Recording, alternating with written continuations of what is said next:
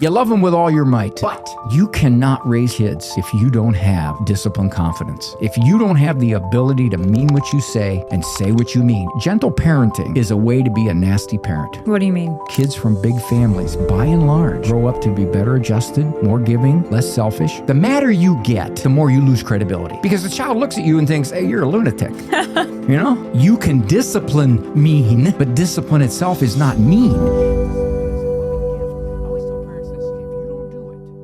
As you guys know, I grew up in a big family. I'm one of 8 kids, and my parents were always interested in how to parent better. Here at the show, we're really passionate about how to build healthy families and what does good parenting look like, and I'm grateful to my parents for setting that example.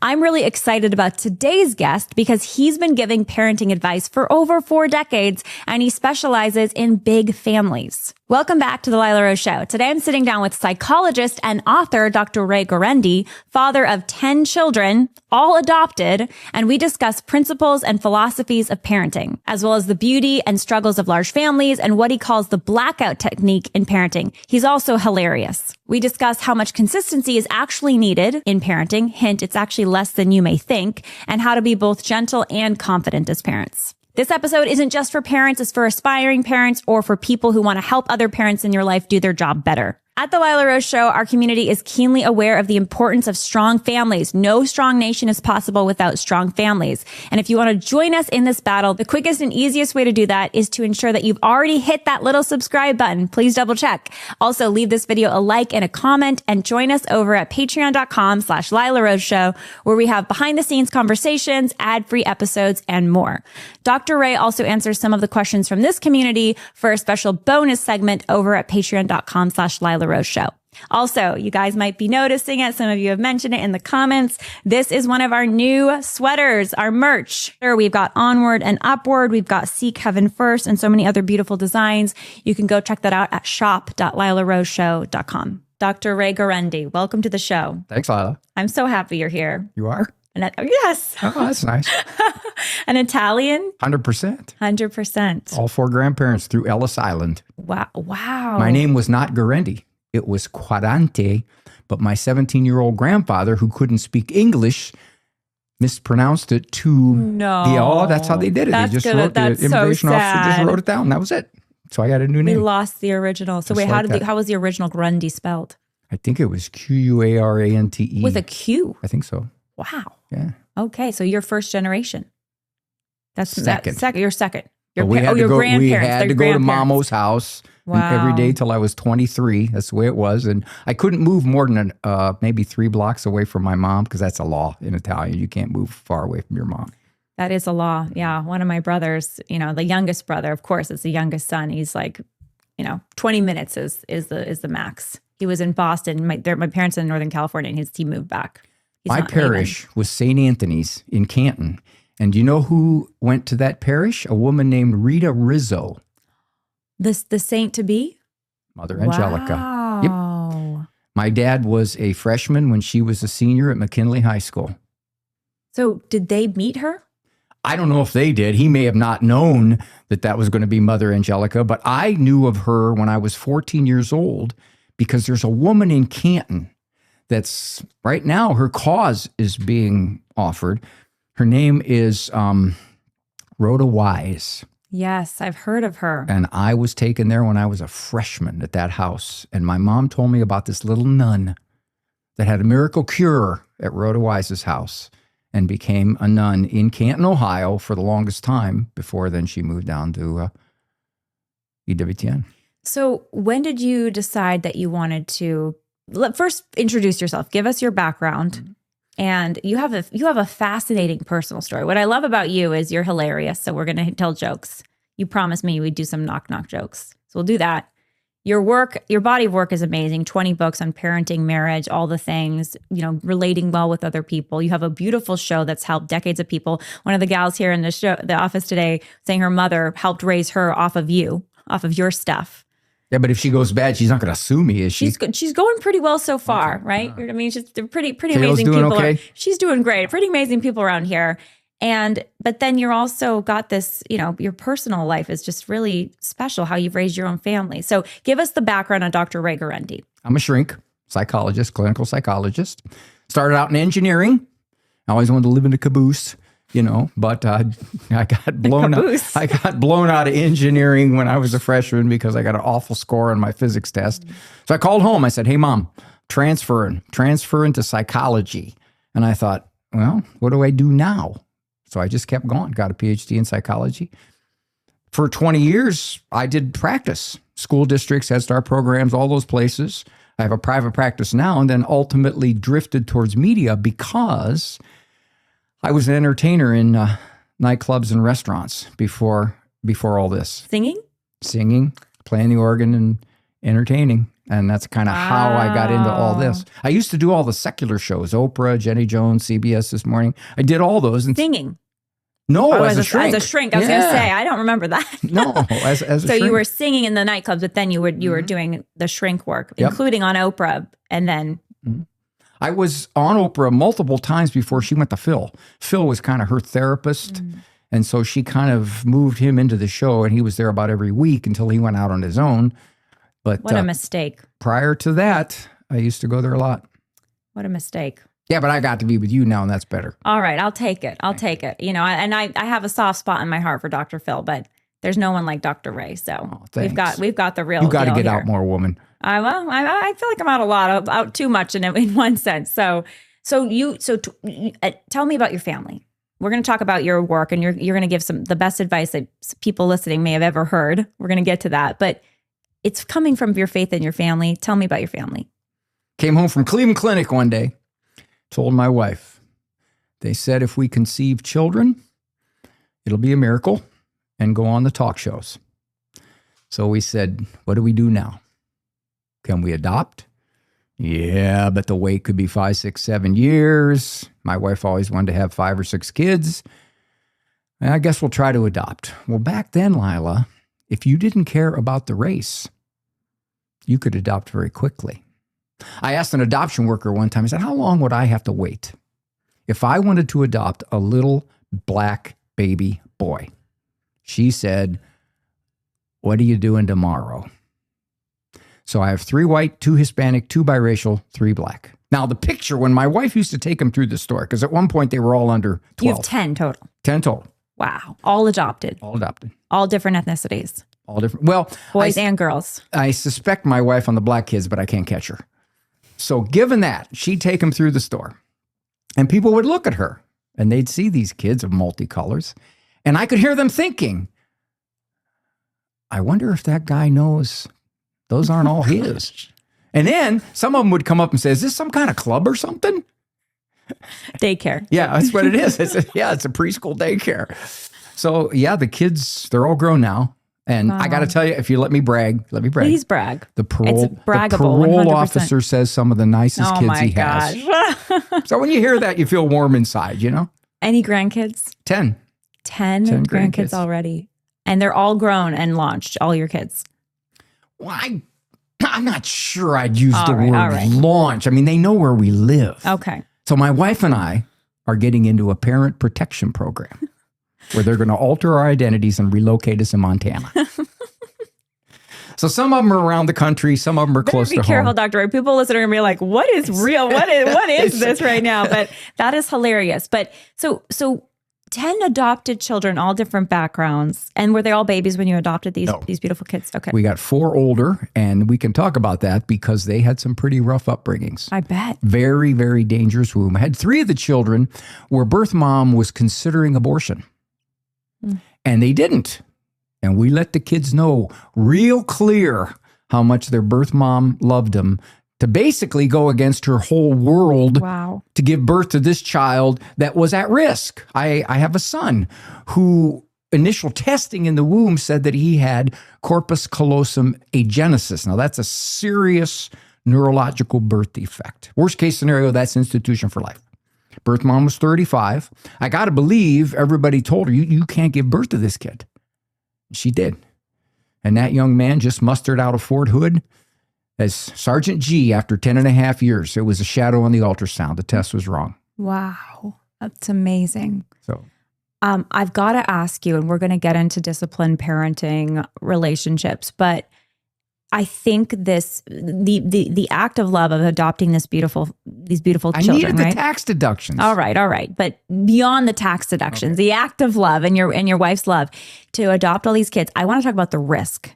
And you knew in part, I think, what you were getting into as a shrink, as you say. You know, you have a clinical background. You've counseled all kinds of families, kids, so you've seen the whole gamut of things, right? Do you feel like you knew what you were getting into when you chose to adopt 10 children, some of them older children who had all the trauma that they came into the family with? Did you go into it with you and your wife saying, listen, these are the challenges we're going to face and the beautiful blessings. This is what we're going to do as a family. Was there sort of like a whole plan behind it? It all depends upon the context. For example, one of the worst things that can happen is drugs and alcohol in the womb. What that does is it alters the brain structure. It alters the thinking. It makes the individual harder to socialize, slower to form a conscience. Now, I'm not saying it can't happen, but I'm saying it's much riskier. And what's happening now, Lila, is the days are gone where the young Catholic girl gets pregnant and goes and lives with the nuns until she places the baby. Nowadays, a lot of adopted kids are at risk. They come from foreign countries. They've been taken from birth mom because of neglect and abuse. They're older. They've been in foster care. So as a result, and I always tell this to folks who come to me who want to adopt, yes, it's a beautiful thing. Our Lord says, take care of the little ones. Real clear. But know that this could be a bouncy upbringing. As long as you know that, you're prepared. I knew that we were going to have some turbulence. I knew that. I didn't realize how much the brain can be altered. The research says it can by the drugs and the alcohol in the womb. But most adoptive parents think love, stability, religious upbringing, and we'll shape this kid into a beautiful human being. And that does happen often. However, I deal with a lot of adoptive parents who are struggling because this kid's tough to raise. Doesn't mean he's not valuable in God's eyes. It just means he's tougher to raise. And as a parent, you got to be even better at this. You got to be more supervisory, better discipline, more stable, watching over the input from the culture that is misshaping their souls, those kinds of things. That's part of it. I think a lot of parents are afraid of adopting or fostering, certainly with older children where there's maybe trauma and a background that is more complex, so the needs are greater when they have other young children in the home.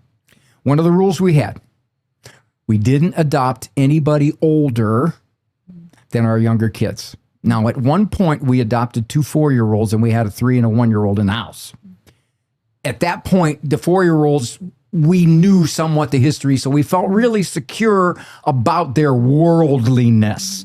But if you adopt an 8-year-old worldly child who's seen all kinds of stuff, and then you bring him into your home with a 2-year-old in your home, yeah, you're taking some risks, and you got to know that. But by and large, the children adapt well. One of the things I hear from parents who say, we have 3 bio kids, and now we want to adopt. Okay, how will the kids accept this? Well, most of them, they do. Initially, they may say, why did you do this to our family? We didn't want somebody else in here. We had a nice family. Why are you doing this, Mom? But over time, the kids adapt well. However, the key thing you got to watch is the worldliness of the child that you adopt, especially if you have younger ones. You got younger ones. So for you to go out and adopt a 10-year-old who's seen 50 times what all 3 of your kids have seen from a worldly perspective, yeah, you got to be real reluctant. And what are some examples of that that you think people should be aware of? But when you say the word worldliness and how that might negatively impact your younger children or any younger children in the home? Sexualized. The kids have seen much. Perhaps they themselves have been sexually abused. I think one of my sons was sexually abused. And when we adopted him, and we didn't know that. I sensed it, but I didn't know it. Now, as I look back on it, all the puzzle pieces fit together. So you got to watch the sexualization. You got to watch how much they've been exposed to sewage and junk. They've spent hours in front of a TV or video games or on the internet, what they've seen, so that this little 6-year-old has the worldly mind of a 16-year-old. And that's where the risk comes in. What has been the best thing about adopting 10 children for you and your wife? chaos. It is. It was a good chaos, though. I look back on it. My wife homeschooled. Wow. Well, that's really amazing because her education level only goes to the 4th grade. Oh, my God. So I told her, I said, stay 1 week ahead in the answer book. That's all you got to do. It was chaos. But you graduated the 5th grade, right? I was 5th. Yeah, I was at the top of my class. Yeah. I was 16. Yeah. I was up here in height and the other kids were And here. you just got a little printout of your degree and that's on the wall. You can get it. Yes. Open cover before striking school of graduation. So the thing was, I look back on it now and for, well, I don't know, maybe 7 years, all of them were in the house. So because of that, it was just chaos. But yet, here's the key, Lila. Here's one of the biggest things. My wife had discipline control. A woman from our church one time asked her, what would you do if you gave one of your kids discipline? Go to the corner, go to your room, put your head down at the dining room table, write an essay, whatever. What would you do if they refused? And my wife said, I don't know. And the woman said, what do you mean you don't know? And my wife said, they never have. And she said, how could that be? And here's why. Early on, she showed the kids, you can't refuse discipline because if you do, there's going to be all kinds of other consequences that are going to happen to you. And we'll talk about how to get parents one-time compliance. And because of that, the kids, even with all of their background, even their tough temperaments, knew that their mother meant business. And if she says go to the corner, you better go to the corner because if not, all kinds of things are going to happen. She Italian? She's I don't know what she is, and I'm surprised my grandmother let me marry her. I'm surprised too. Oh, easy. But she's an amazing lady. She's a tough lady.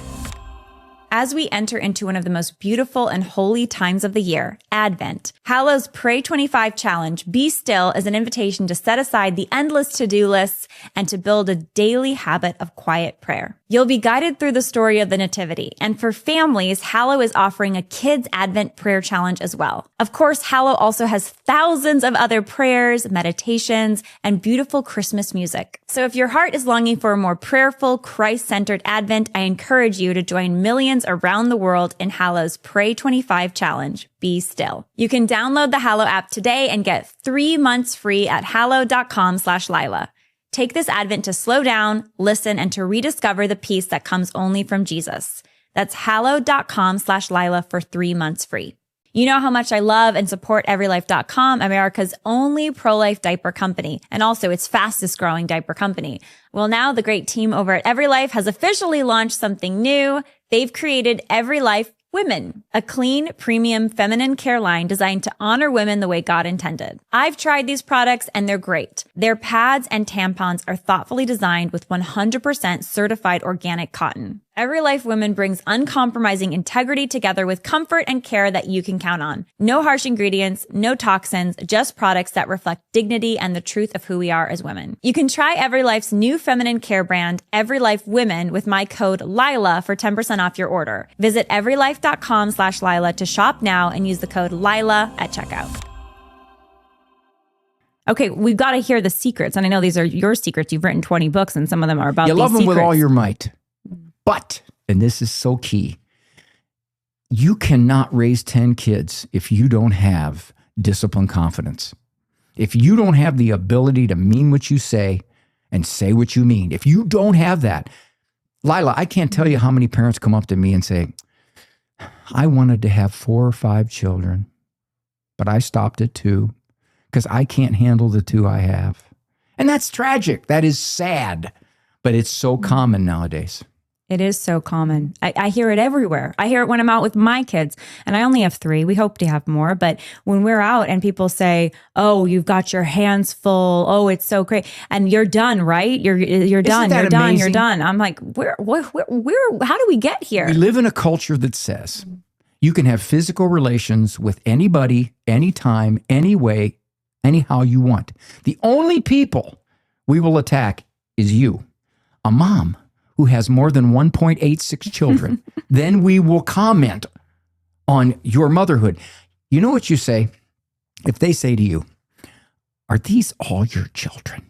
Lila, you look at them and you say, of course not. The oldest is at home with the triplets. Too funny. Okay. What's the secret though? To walk us through, because I've got 3. I think about some of my closest friends who have many more than that. And discipline, and it's not just about like, don't do bad stuff, right? It's about forming a child to become who God created them to be. And this is the dream of every parent. And yes, I do think some people don't have more children than 1 or 2 because they're afraid of their ability or lack of ability to do it well. And there's other more selfish reasons than that too. But give us the foundations, the Dr. Ray foundations for how to raise a strong set of children. And I really want to hear it from this lens of a big family, because I know we've got some listeners to the show who have really big families. Yeah, I know the principles can be the same for some small families, but how did you and your wife do it, and what do you recommend to get to discipline 10 children? The people who listen to you, Lila, by and large, are faith-filled people. They want to raise kids who are going to go to heaven. As a consequence, they are out of sync with the culture. The culture around them is much more permissive, much more amoral, much more quick to allow kids to grow up too fast. So the kids of the people who watch and listen to you are likely, as they get older, to say, hey, Mom, how can all those people be wrong and you be right? So the first thing I say to parents is you've got to have the confidence to know that what you're doing in your best judgment, not according to some expert who doesn't believe in God, in your best judgment, this is what is good for your family. And if you say, well, we don't have television during the week. Well, Lila, you're about in 1%. If you say, my daughter is 15 and does not yet have a smartphone, now you're way less than 1%. If you don't have the confidence to make those kinds of judgments, you're going to be buffeted by the winds of the culture. So that's the first thing. Second thing, and I send this straight to dads. Be affectionate. Be very affectionate. Those kids know that your standards are different from the culture's, and you can't expect them to understand why all the time. They're kids. They don't understand this. I remember the first time I told my mom, I don't like you. She looked at me. She said, Raymond, you're a little behind. Stopped liking you last year.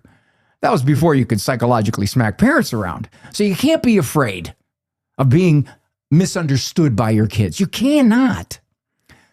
Third, when my son was 17, he played basketball for school. Before the games, I would go down on the floor and I'd grab him and I'd hug him and I'd kiss him. 17 years old. 17 years old. Now I kiss him at his practice at his game in front of his friends. In front of everybody. And I look up in the stands and you could see the collective gasp of parents of teenagers. They're going, this guy's breaking every teen rule in the world. I hugged him and I kissed him, and I had to affirm him. I had to say something very positive. So I said, Petey, try not to stink the joint out. And he'd laugh. Later on, I asked him, hey, Pete, that bother you when I do that? He said, would it make any difference, Dad? I said, no, it wouldn't, because no son of mine, I don't care how old you get, is ever going to tell me I can't be affectionate with you anytime, anywhere, anyhow. You know what he told me later, Lila? He said a couple of his teammates came up to him and said, I wish my dad would do that. Oh, that's so sad. You see, the affection is the older I get and the more I see it, especially those families raising their kids counter to the flow of the culture, you got to be affectionate, because otherwise the kids, they don't understand. Why are you doing this? You're so weird. Okay, that's huge. Another big one, you got to have discipline control, because if you don't, you get ugly. I'm fond of saying gentle parenting is a way to be a nasty parent. What do you mean? Because you're going to get frustrated. Gentle parenting doesn't. Resentment builds.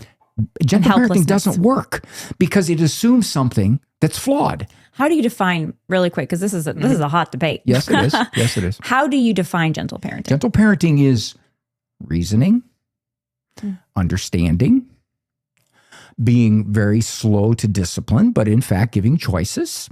Now, all that's good. All that is good. The problem is it implies that if you do it that way, then your kid is going to cooperate. And when he doesn't, you get frustrated. And when you get frustrated, you get ugly. You go to confession. Bless me, Father. I'm impatient again this week on 4 occasions. I've made that confession before. I was pretty nice before children. Now I'm not pretty or like nice. Me, Dr. Ray. And then you say, Father, would I be wrong thinking about shooting my kid with a bazooka? I haven't done that one. Okay. But you get frustrated. And for you, Lila, you got 3 little ones, right? Yeah. You need the ability. Now, I think the youngest is how old? 1. Okay, so this really not into 18 months. She acts like she's 2. You're inching your way toward some kind of discipline. Which parents say, what is discipline? I say, well, discipline, very simply put, is this: an expectation backed by a consequence. In other words, you're not allowed to mistreat your brother. You can't mistreat your brother. Now, sometimes a parent will say, but wait, I want to teach him to treat his brother right. Mm-hmm. I go, true, but you have to first stop mistreatment. Because we as Christians know that the bent is toward mistreatment. We have a fallen human nature. We're going to do what's in our interest, and our interest collides with his interest. So you can't mistreat your brother.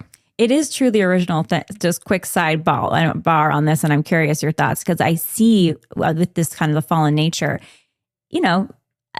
at the very young age, there's like angels, but then they can be like demons, but not because they're intending the sin. It's not like, because before the age of reason, there's no moral culpability, but it's just like, I want that toy. I want this. I want that. And, it's a human nature thing. And it's, again, not an act of sin for a child like that young, because they don't have reason, right? They can't consent to the sin. You know what I believe is the most overused and sad adjective to describe children? Strong-willed. I hate that. The implication is that because he wants to do what he wants to do, because he's self-centered, all of which our Christian teaching would say is innate to the human before we are socialized and moralized, we look at this and say, why is he so strong-willed? And I want to say, Mom, he's not going to cooperate with you. If you've got one that's more cooperative, count your blessings. Say, thank you, dear Lord. But if you get one like that first, Lila, it'll ruin the rest of your parenting, because you'll think you're God's gift to parent. And then Cujo comes along, Conan over here. And all of a sudden, you've got a normal child. But you then describe that child as strong-willed, so strong-willed, mind of her own, 6 going on 16. See, we use these kind of adjectives when in fact, I want to say, you just got a kid. And we've forgotten what kids are. And part of the reason for that is that the experts have convinced parents that your kids, if you parent properly, are going to say, oh, mother, I've been so blind. Of course. Let's hold hands, sing Kumbaya around the campfire. Okay, but I took you on a sidebar, so thank you for the patience with me on that. But you were laying the foundations for what discipline is, and you just said, "Oh, well, they're not going to do the kumbaya." But it sounds like your wife had it locked in. Okay, they weren't kumbayaing, maybe, but they were obeying. Yes, and it sounds like there was harmony. I had a client come to my office, and her husband said one of the more humble things I've gotten from clients. He said, I disagreed with my wife the whole time we were raising our oldest son. I thought she was too strict. I thought her standards were too high. I was much, much, much more permissive. I thought he would outgrow all of this. He's 21 now, and his life's a mess. So we have a 14-year-old, and I don't want to make the same mistakes. So we're here, Dr. Ray. Give us some guidance, and I'm going to agree with what you say and my wife. So I asked them, if you told this 14-year-old that's disrespectful, you need to please sit down and write a nice essay on why you're grateful to live here and why you should not be disrespectful. And that's a minimum 300 words handwritten. Would he do it? And the mother said, oh, of course not. Oh, no. Be an automatic fight. Be an automatic brawl or an argument. Awful. I said, well, here's what I think you need to do. At that point, until you get the essay, all perks and privileges cease. Every single thing. That means there is no outside. There's no computer. There's no friends. If you go to Pizza Hut, he doesn't eat. He eats at home because he's eating out's a privilege. A favorite sweatshirt's gone. Anything technical is gone. If you have to drive him to school, well, that's a privilege, so we'll pay him some mileage. In other words, you don't understand how many things as a parent are in your leverage. And she said, you mean that's kind of like a blackout? And I said, what a great word. And I talk about that in my books, and I also talk about that from our own perspective as parents. That's the reason why the kids didn't refuse going to the corner. If they did, my wife said, okay, blackout. Mom, I'm going to go outside. No, I didn't get my corner yet. Mom, where's my stuffed animal? Oh, it's on the refrigerator. I didn't get my corner yet. How come I don't get no cake? Oh, no, you don't get any dessert at all. You didn't go to the corner yet. In other words, until you do what we asked you to do, you're going to realize all these things are gone. Not mean, not nasty, not jackbooted, kick the door down. No, it's just a very calm, I told you, you need to go to the corner or this is going to happen. And it didn't take too many of those before finally she just said, put your head down at the dining room table, please. I'll set the timer. And they did. Because a few times they said no, they saw what happened. And they didn't like that. So she did that early on, consistently enough. Yes. And also it sounds like calmly enough. Oh, yeah. She wasn't yelling at anybody. She wasn't screaming. She wasn't threatening them. You little brat, get over there. No, nothing like that. I always tell parents, the madder you get, the more you lose credibility. Because the child looks at you and thinks, hey, you're a lunatic. I'm living with a lunatic. Okay, I'll go to the corner. Look what I did to you. I ruined the next 2 hours for you. I can stand in a corner for 4 minutes. That's a nice trade-off. That's what happens. Sure. Now, if you have, I'm not going to ask you personally. You can go. I could use a little evaluation. Let's do it. Your two older ones. Oh, they're thick as thieves, and they also can fight like cats and dogs. Two so boys. you have a house rule. Boys, Rocky, Bruno. Great names. Right, good names. Conan, Cujo. You're not allowed to mistreat each other. There is no pushing, there's no shoving, there's no name calling, there's no jumping off the ropes, there's no soap in the eyes, nothing. If you do, guys, it's automatic. I'm not going to try to figure out who started it because I wasn't in there. You both go to the corner. Even when the 4-year-old, he just turned 4, has it in for the 5-year-old. Yeah, even when. Now, if you know, Lila. No, they reciprocate. So I'm not saying it's all the younger kids' fault, but. And I'll digress for a second. Experts give really dumb advice on this. They say, let them solve their own conflicts. Let them work it out on their own. Let them have conflict resolution skills. Now, the problem is your older kid is going to dominate because he's bigger, smarter, faster, stronger. Even though the 4-year-old provokes, your older son is like, no, I'm not putting up with this. Or he loses his mind because he tries conflict resolution and the 3-year-old does not care. That's exactly what I mean. Many of these theories don't work. So you have a rule. Can't do this. So you tell both boys, you sit on the couch over there, you sit over there. And they don't. They get off the couch or they do this. Am I still on the couch? Am I on the couch now, Mom? Or they sit there and they just go.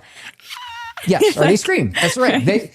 They will do what I call escalation. It's very common. That's why parents will say, I don't really like the discipline because it gets ugly.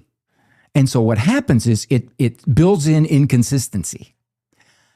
I'll try to get you to take your discipline, but if you don't, I'm going to try to work my way through this or negotiate or do something or ignore you or whatever because I don't want to have 6 minutes, 8 minutes, 20 minutes of a brawl here.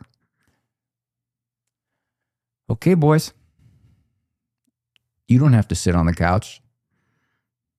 Everything's gone. And they'll have Legos. No, those are gone. Oh my gosh, those are gone.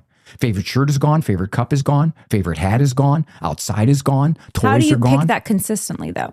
Do you have like a list premeditated of the 10 things that go when the discipline is not taken? It's really easy. Anything that remotely is a perk or a privilege. Anything. That means if you're getting juice, his favorite orange juice for dinner, and you put milk or water in front of him, and he said, "Want my juice?" You haven't sat on the couch yet. It's kind of like Columbo. You're going, well, wait a minute. Don't you understand? You didn't sit on the couch yet. A good night of sleep makes all the difference in the world, and Cozy Earth wants to make sure that that's not only possible, but probable for you. Cozy Earth sheets are what my husband and I have on our bed, and they are our favorite sheets hands down. Crafted from viscose from bamboo for an incredibly soft feel that keeps you cozy without overheating. The Bubble Cuddle Blanket is the perfect gift for cozy winter moments, and it combines comfort and style with a distinctively textured bubble design and an ultra soft faux fur feel. Cozy Earth also confidently offers a 100-night sleep trial, as well as a 10-year warranty. Right now, you can stack my code Lila on top of their site-wide sale, giving you up to 40% off in savings. These deals won't last, so start your holiday shopping early. That's CozyEarth.com and use the code Lila for up to 40% off your order. Give the gift of better sleep this Christmas season. That's CozyEarth.com. At my house, we start our mornings with 7 Weeks coffee. And trust me, this is the pro-life coffee that you'll want to be drinking on Christmas morning. Not only is 7 Weeks coffee organic, pesticide-free, mold-free, low acid, and absolutely delicious, it is my personal favorite to drink in the morning. I love the Ethiopia medium roast. My husband loves it too. 7 Weeks coffee also works directly with farmers, making sure they're paid more than 300% the fair trade requirement. So get your delicious gourmet coffee over at 7weekscoffee.com and save 15% forever when you subscribe. And this holiday season, you can claim up to 4 free gifts with your first order. Plus, exclusively for my listeners of this show, use the code Lila for an extra 10% off your first order. That's a 25% total savings on your first order, plus up to 4 free gifts. Just use code Lila at 7weekscoffee.com. Just to play this out, right? Okay. Practically speaking. Yes. Hypothetically, of a mother of 3 who has 2 boys that are could older. be for a hypothetical mother of 3 or a mother of 7. I'm thinking about my sister-in-law right now, or who could be any number of people, right? But let's say you do this. So you're like, they're not following the discipline. They're not enforcing. They're not listening. Gotcha. You know, they're showing some weakness, but it's going to be the brawl. You don't have the 20 minutes. You have other kids. You've got a baby that's crying in the other room that you need to take care of. Okay. So you're going to do this blackout thing because this is the new standard here. This is how we handle things around here. How do you enforce the blackout? Because, for example, let's say they're like, okay, they wander off like, oh, we got out of that one. And then you're like, well, no juice, no dessert, you know, no going to the park right now. Right. You sit here. Well, they get their books. They're like reading books on the couch. Do you take the book away? If you want. Your mom, you make the rules. Okay, There's the difference. Okay. You don't go to the expert manual, flip it in. But at some point, it's something that hurts. Like the Lego set is a big one. So yeah, no Legos until you mind mom and you sit on the couch and do your timeout. Something that hurts. Parents always say that. I got to find something that makes a difference to him. He doesn't seem to care about anything. I try it. Nothing works. No. It works the instant you do it. You taught a lesson. If A, then B. Now, will that change the behavior? Well, that comes in time. So he may have to find out if I try to sabotage blackout. In other words, he's going to go get his stuffed animal. He's going to go like this. And he's just going to hold it and stare at you like, I got my stuffed animal. What are you going to do? You can just look at him and say, well, I'm not going to try to yank it off of you, but I will tell you this. It's going to be gone for a long time now. And then as soon as he goes to sleep or he forgets about his stuffed animal, and you put it up on the refrigerator and hide the ladder so he can't get up there and get it. How long do you do the escalate? Because the other thing with the younger kids, they forget things after hours, right? But you're reminding him. Okay. If he says, I'm outside. Oh, you didn't put your head down yet. So basically the removal of the privilege is until they fulfill the discipline for the original misbehavior. Okay, now let's add something to it. You said they'll go sit on the couch and scream. If you go over and say, the longer you scream, the longer you're going to sit, son. And let's say that he screams and finally has had enough and he gets off. So what he did was scream for 12 minutes and then get off before you told him he could. Okay. Now, I'm not concerned about that. I'm not looking at that kid and going, what an obnoxious little brat. No. Kids are kids. They do this kind of stuff. What I'm concerned about is what the parent does. In other words, well, look what he did. And you could look at him and say, before you're off blackout, you got to sit twice as long. And not scream. Yeah. Or at least do 12 minutes again, but no scream. But quiet this time. Quiet time.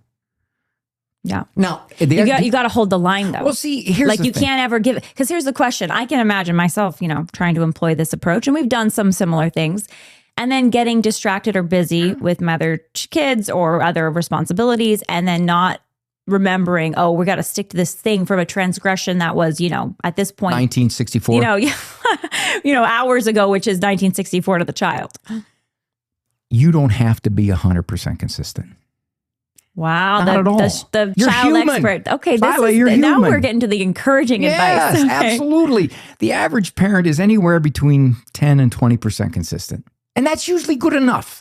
For example, you tell your son to pick up his Legos and you check and he hasn't picked them up. Leo, Legos, please.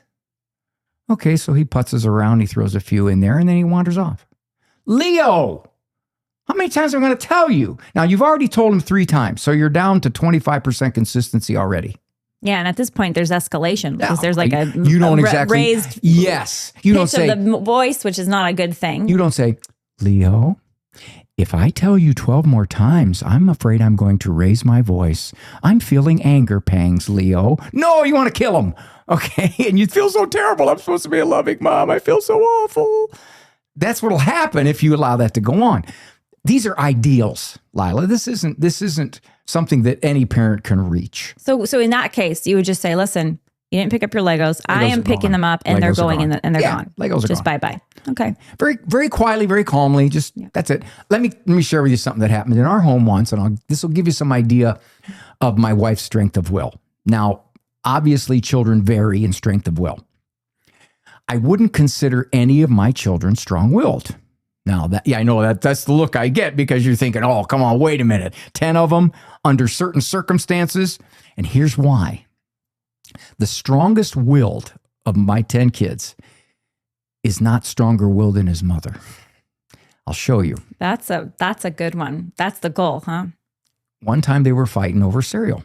They're battling over the box, and you know how it is. They bring out the caliper and the metric scale and they weigh out, and you got 2 more flakes than I did.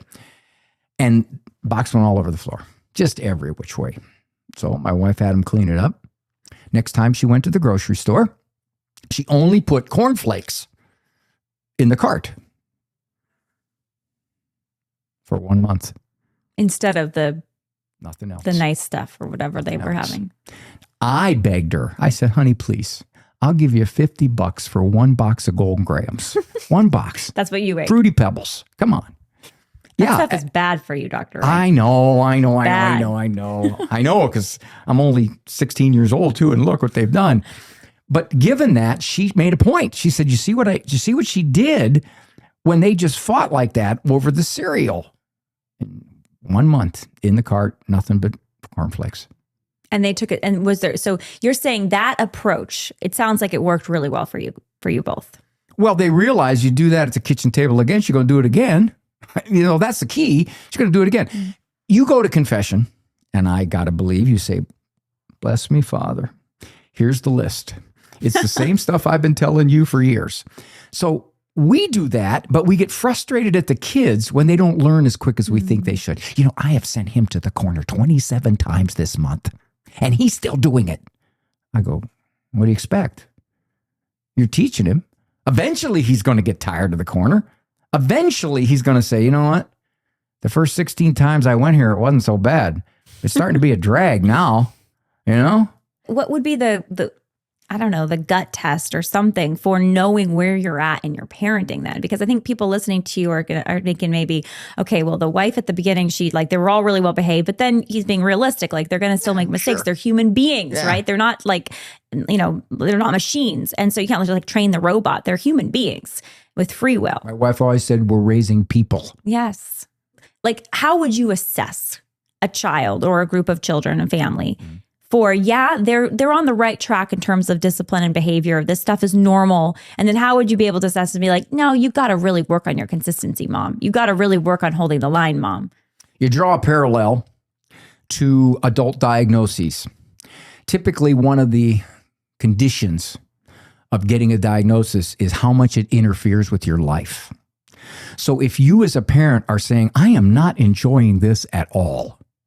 This is frustrating. I'm not liking my own kid.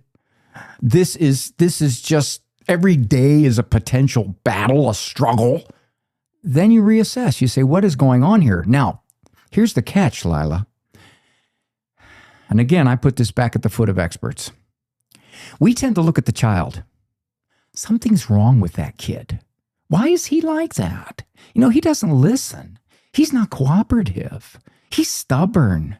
He's strong-willed. He's got ODD. ODD. Yeah. So we start blaming the child, I would say roughly 90% of the time, with alterations. And we medicate them then too. Oh, yeah. Oh, gosh, yes. Yeah. Oh, of course, because something's wrong with the child.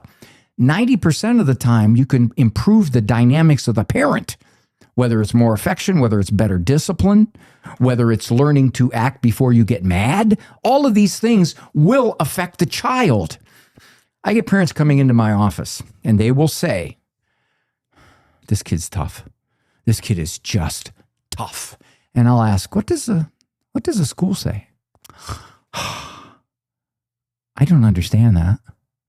The teacher doesn't see any of this. The teacher says he's a sweetheart. What did you do? Well, I got out my phone and I said, is this the boy? Little brown-haired kid with a gap in his teeth? I got the right school here? And I said, you see, it's in the dynamic. He goes to school. Now, that teacher doesn't have a fraction of a parent's authority, but he doesn't know that. His perception is she has authority, so therefore I will be cooperating and I'll be pleasant. That's the other thing. Well-disciplined kids are happier and more pleasant. They're not suffocated.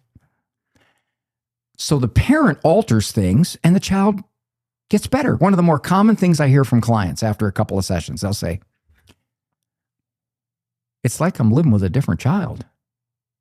You know what he did the other day? He came up and he sat in my lap and he hugged me. And he said, I love you, Mommy. He hasn't said that to me in 3 weeks. And he's so much more pleasant. I go, yeah, because you're not fighting with him. You're disciplining him, which is true, and you're doing better discipline than you did. But you're not fighting with him. But I feel mean when I discipline. I just feel mean. You can discipline mean, but discipline itself is not mean. Discipline is a loving gift. I always tell parents this, if you don't do it because you feel guilty or you're afraid he won't like you or you're afraid of doing something psychologically incorrect, you'll be turning that child over to those people out there. A judge, a landlord, an army sergeant, a police officer, an employer. Somebody will discipline that child. And he said, the world doesn't love him like you do. So please, you got to go against your instinct. Lila, I hate the discipline. I hate it. I don't like it. I want to get along with my kids. But I knew I had to. I knew I had to go against my feelings to do what was right. We had a zero tolerance for disrespect. Oh my, that gives you the heaviest consequences if you mistreat a sibling or your parents. Heavy consequences. I mean, we're talking maybe 5 days straight of blackout, or we're talking a 500-word essay. You don't roll your eyes at your mom. I came home one day, and my wife, I picked up that she was unhappy. Now, Lila, I am a trained therapist. I am able to read the subtle cues of a spouse, and I don't want any of the women listening to this program to think, well, my husband can't do that because I'm a professional. So I came home, and I picked up that my wife was unhappy. She was coming down the driveway holding 2 children by the neck, going, I do not like them, Ray, I am. I do not like them here or there. I do not like them anywhere. I do not like them. I don't care. I picked up on that. I thought, I'll bet she's upset. So Sarah, the 13-year-old, came out of the house. What do you want me to do now, Mom? Well, Sarah, I need you to sweep out the garage. After you're done doing that, you're going to empty the dishwasher, put it all away, and then you come back to me and I'll tell you what. Was she one of the ones with the neck, or she was misbehaving? She was an extra one. No, the neck ones she was were yeah. She was doing good things. Well, she was obeying, or no, she wasn't You'll obeying. find out. Okay, I'll let you keep going. I said, so what'd you do, honey? She said, I gave Sarah an hour's worth of labor. Now, that was a consequence in our house for the older kids. If you're going to misbehave, you're going to get labor. Hour's worth, half an hour, whatever. I said, what did Sarah do to get an hour's worth of labor? My wife said, she rolled her eyes at me.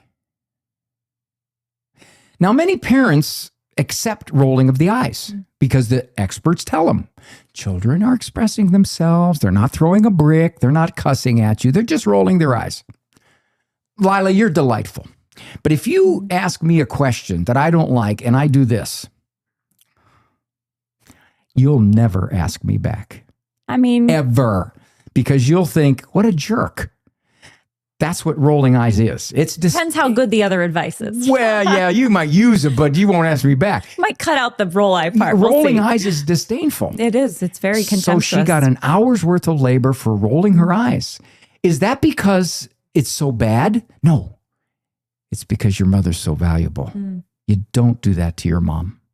And I think that's where that kind of understanding was for my wife, which is there's certain things we expect. We love you desperately, and we don't want to fight with you. We don't want to argue. Parents will say to me, I talk worse to my kids than I talk to any other human being. And I say, you don't want to do that, do you? Well, no. Well, probably because you're getting frustrated because of discipline or because of stuff they do. Sounds like it's a mix of high expectations. Yes. Very high. Yes. According to the culture anyways, very high. Oh, you're off the charts. Intense affection. Yes. Intense affection. And then a willingness to calmly have consequences and follow up. Take control. As best you can. It's not going to be perfect, the consistency, but to take control with the consequences. Not violent, angry consequences, but consequences that have a lot to do with removing, as you say, blackout privileges or opportunities or things that the kids like. Very well summarized. This is not rocket science. See, the experts, my first book was a book titled You're a Better Parent Than You Think. I love that one. It was because I saw so many parents when I worked at the mental health center who were insecure, unsure of themselves, second guessing, lost authority. And I'm wondering, what is going on here? Well, that was pretty much at the very beginning of the onslaught of the experts and all their theories and all their notions. And they were confusing parents. Parents were trying to be psychologically correct. And in so doing, they were losing authority. They were losing resolve. They were second guessing themselves. And I thought, this is bad. This is hurting a lot of good people. People will say to me, well, yeah, you're an expert though, so why should we listen to you? And my answer is, you don't have to listen to me. Take what I'm saying and judge it. How well does it work for your family in your house? See if it works. See if it squares with your instincts and reality. If it doesn't, dump it. But I'm not going to say, if you don't do it my way, let me tell you what's going to happen to your kid, which is all too often the message. I think a lot of parents are very deep down on a primordial level afraid of messing up their kids. Yep, absolutely. Especially if they were messed up at all in their childhood. Absolutely. It's like extra intense, that fear. Yes. What do you recommend to parents? Because, I mean, even separate from the expert stuff, they're just like really worried about making a mistake. In the beginning, I used to say parents are dominated by the fear of not being psychologically correct. After doing this for 40 plus years, Lila, I am now convinced that parents are dominated by the fear of their child's reaction. Will he hate me? If I don't give her a smartphone when she's 14, is she going to be resentful? Is she going to be sneaky and defiant? Is she going to be socially stunted? Am I going to have all kinds of trouble with the relatives and everybody else who thinks I'm a throwback Neanderthal? So now they're parenting scared, is what they're doing. And there's a couple of brief answers to that. One, God knew that kids were going to be raised by us with all of our frailties, all of our humanness, all of our emotions, all of our uncertainties that we have. He knew that. So he built them to withstand us. They're not spun glass. They're steel-belted radials. I see so many kids who come from vicious environments. Some of them have become priests. Some of them are among the most delightful, well-adjusted folks I know. Now, how did that happen? Well, the durability of the human spirit. There's a lot of research coming out now, Lila, that says that we can survive and thrive really bad environments. So if in fact we can do that, just think how much more so we'll do it in a loving home with parents who are trying to be good parents. Here's what I always tell parents. If my children go astray, I want to be able to say it's because they had to go through me, not because I stepped aside. That's beautiful. And you're praying for them, even if that step aside, it's part of a long path to eventually come back home. Because even if they go astray, that's not the end of the story. Let's jump ahead to something I'm sure you see a lot of. And now I see this in so many of my clients. These are parents who have raised their children, and the children have left the church. A lot of people. It's an epidemic.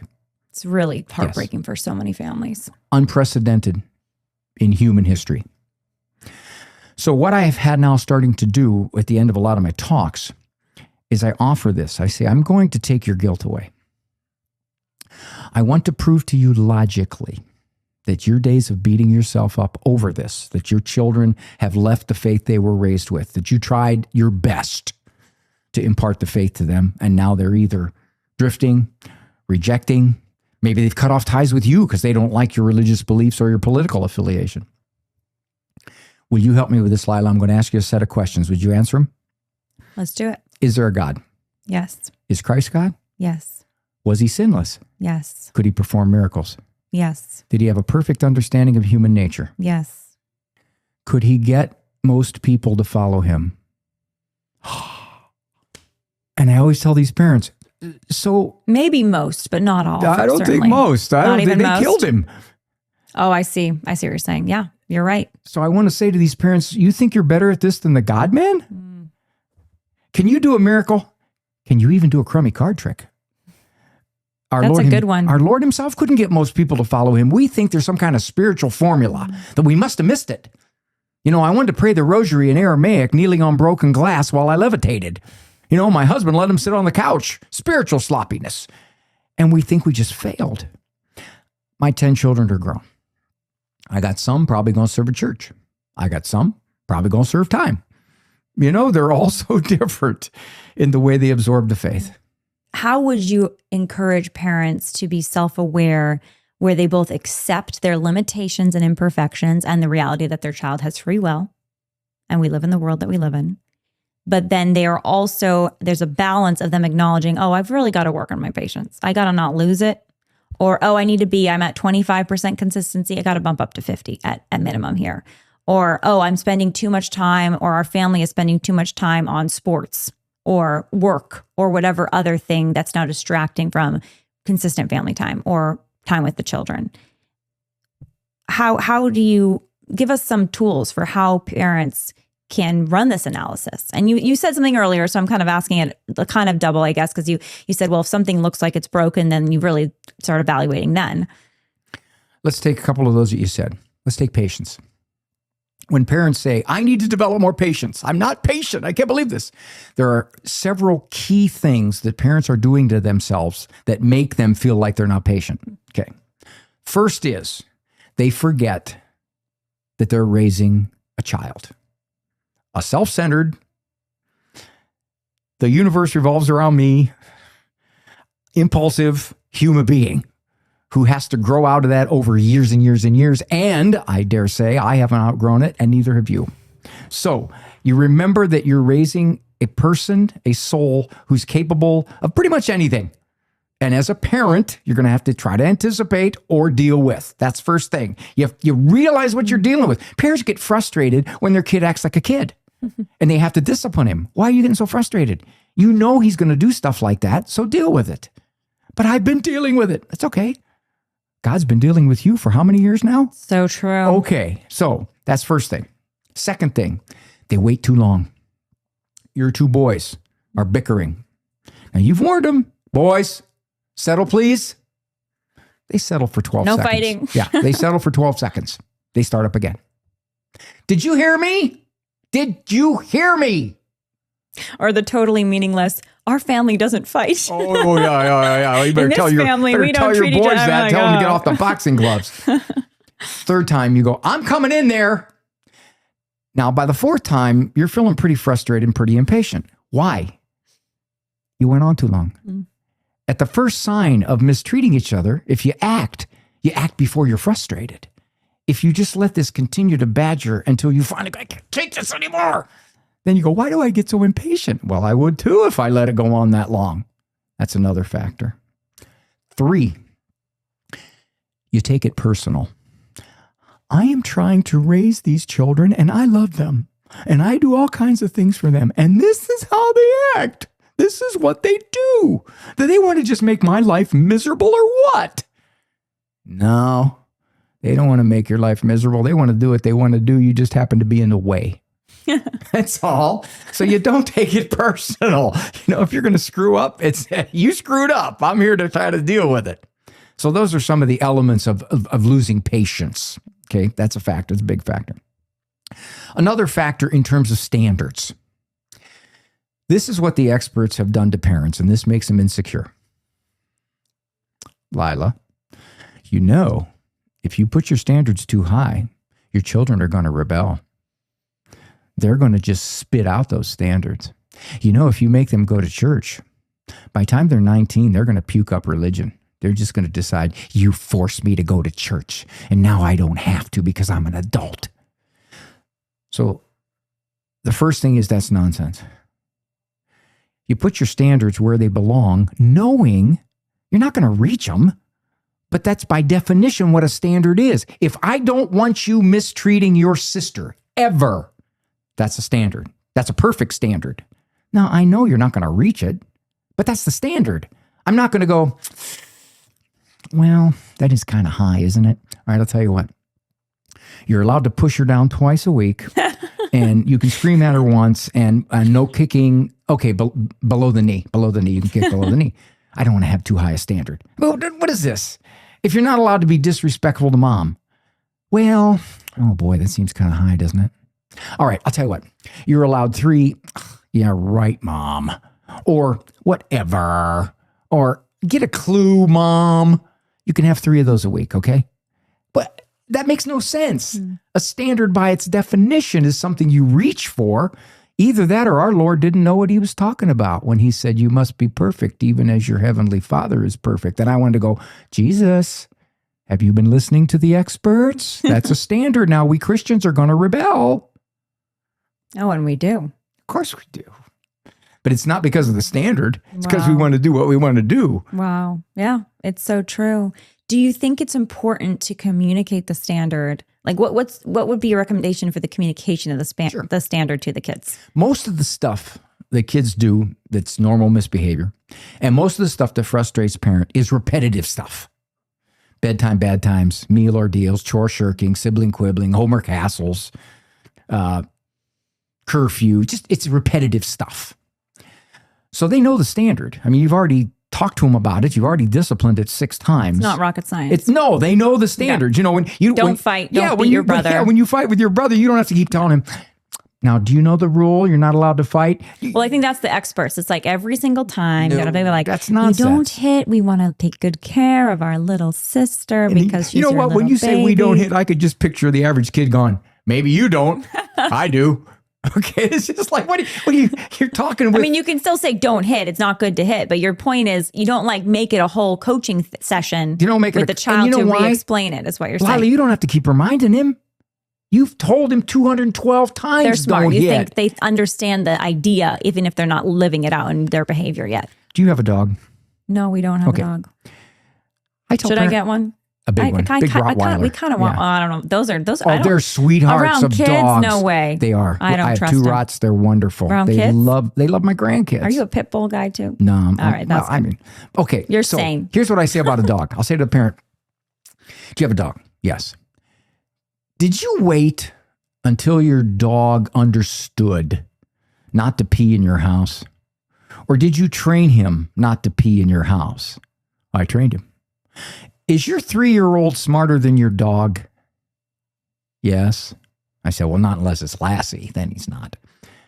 I said, well, you're teaching your 3-year-old. You've sat him on the steps 12 times now for kicking his brother.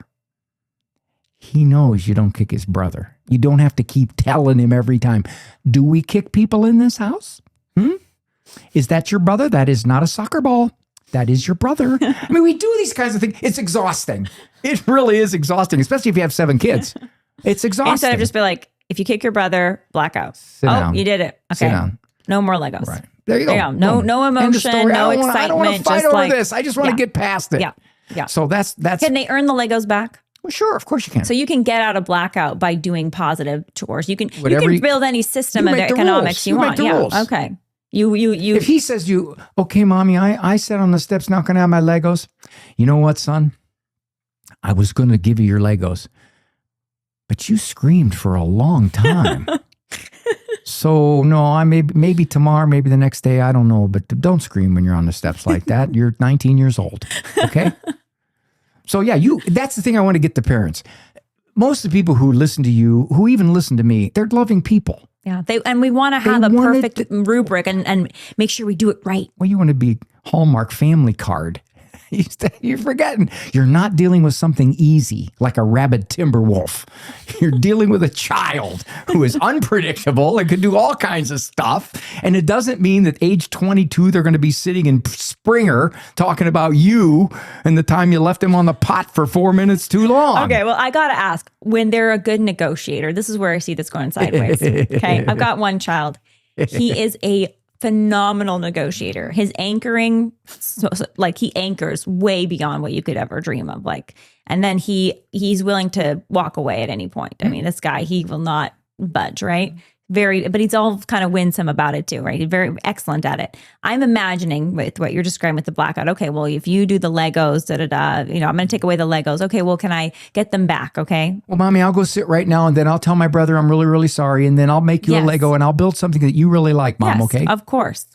Well, and maybe that's fine. Maybe the answer is sure. Then he's going to go above and beyond. You decide. Okay. But here's a couple of things you could do. I personally think one of the finest techniques that a parent can develop is a dumb look. So when your son starts to negotiate, you go, like, I don't understand. You're just giving him a dumb look. And when we say they're negotiators, what we're really saying is we have to negotiate back. You can't be a negotiator if somebody's not negotiating with you. You don't play. Here's what my wife did. My wife used to do this. She'd say, are you arguing? Like she was confused. Are you arguing? That meant if you say another word, something's going to happen. Well, like the cookies before dinner, as an example, right? I want a cookie. No, it's not before dinner. Please, just one little piece, please, please. No, we're not doing cookies before dinner. Please, please, please. Why do you keep repeating that? Why don't you just say to him, you know what, honey? Please don't ask me again, or you won't get a cookie after dinner. Okay, that's why I don't care. I just own it. Oh, no, sorry, son, you blew the cookie. Maybe tomorrow. See, it's just kind of a easy. It's just kind of a go with the float kind of thing. I love it. So often, you know what it is? So much of it comes down to, and this is where gentle parenting has a problem. I want my kid to understand. I want him to see that and I don't want to hurt his feelings. I don't want to make him feel bad. The feelings. I know he's going to argue with you if you let him. And you're not a jackbooted autocrat that says, hey, my way or the highway, punk. That's one of the biggest misunderstandings people have. That if you're if you're a consistent, firm discipline, then that's mean. No. The meanest parents I've seen are the ones who don't discipline well because they get frustrated. And then they say and do things that they just can't believe they're doing. That's the part that traps them. All right. What do you recommend, Dr. Ray, for developing a healthy family culture where you enjoy your kids, you enjoy your family dynamic? And I do hear from a lot of moms and dads, but especially the moms, that they're just like, it's hard. You know, the discipline's one big part of it, but it's like the endless to-do list, the endless responsibilities. And so they're not feeling like they're enjoying motherhood. To the degree that you can eliminate or reduce discipline time, which is what you will do if you're consistent and you mean it, now you have more time just for the normal interaction. Okay, kids are not going to be bad if they know what the rules are. Okay, they're not going to challenge them. So that's the first thing. Now you got more time for the good stuff. Secondly, you're going to have to prioritize. All these activities I have called in one of my books, chasing the good at the cost of the best. Yeah, it's not bad to be in these sports 5 nights a week. That's not bad in and of itself. But something was robbed. Maybe some dinner was robbed. Maybe the fact that, well, she's over there playing soccer and he's over there with Little League, and one of you has to be over there and one of you has to be over there, and we can't even be together to watch the game. You got to sit back. One of my earlier books, I interviewed strong families, and one mother said she felt trapped into that, oh boy, we don't have any family time. She told her boys, all right, guys, get yourself a nice hot shower, because when you come out, I want you to pick 2 activities. All the rest go. It's interfering with our family too much. When we had 10 kids at home, and at one point they were between 16 and 4. Well, there's a lot of activities there. So what we did is, first of all, only certain kids were allowed one activity. And we made sure we picked activities that allowed a lot of free time in our family. I'm not going to put you on a Little League team that practices 6 nights a week and has tournaments every other week. That's not going to happen. Okay? You're not some superstar. The odds of you being a pro are 1 in 1.26 million. The odds of us losing family time are pretty close to 1. So a parent has to make those decisions, and I think the culture has convinced them. Children have to experience these things. You want a well-rounded child. Yes, and it's nice to pick and choose. But you ask yourself, is this robbing our family? Because that's where the morals and the values are given. This is where the culture makes the case that you shouldn't have more than a small handful of kids. Right. 1, 2, you can't maybe give 3. them enough attention. Yeah, you can't give them enough opportunities, attention. And so better to have less and pour into them more than to have more and pour into those more or less. I said to my wife, after we adopted our 4-year-olds, at that point we had 6, 5, 4, 4, 3, 1. We adopted the 4-year-olds, and they had some rough history.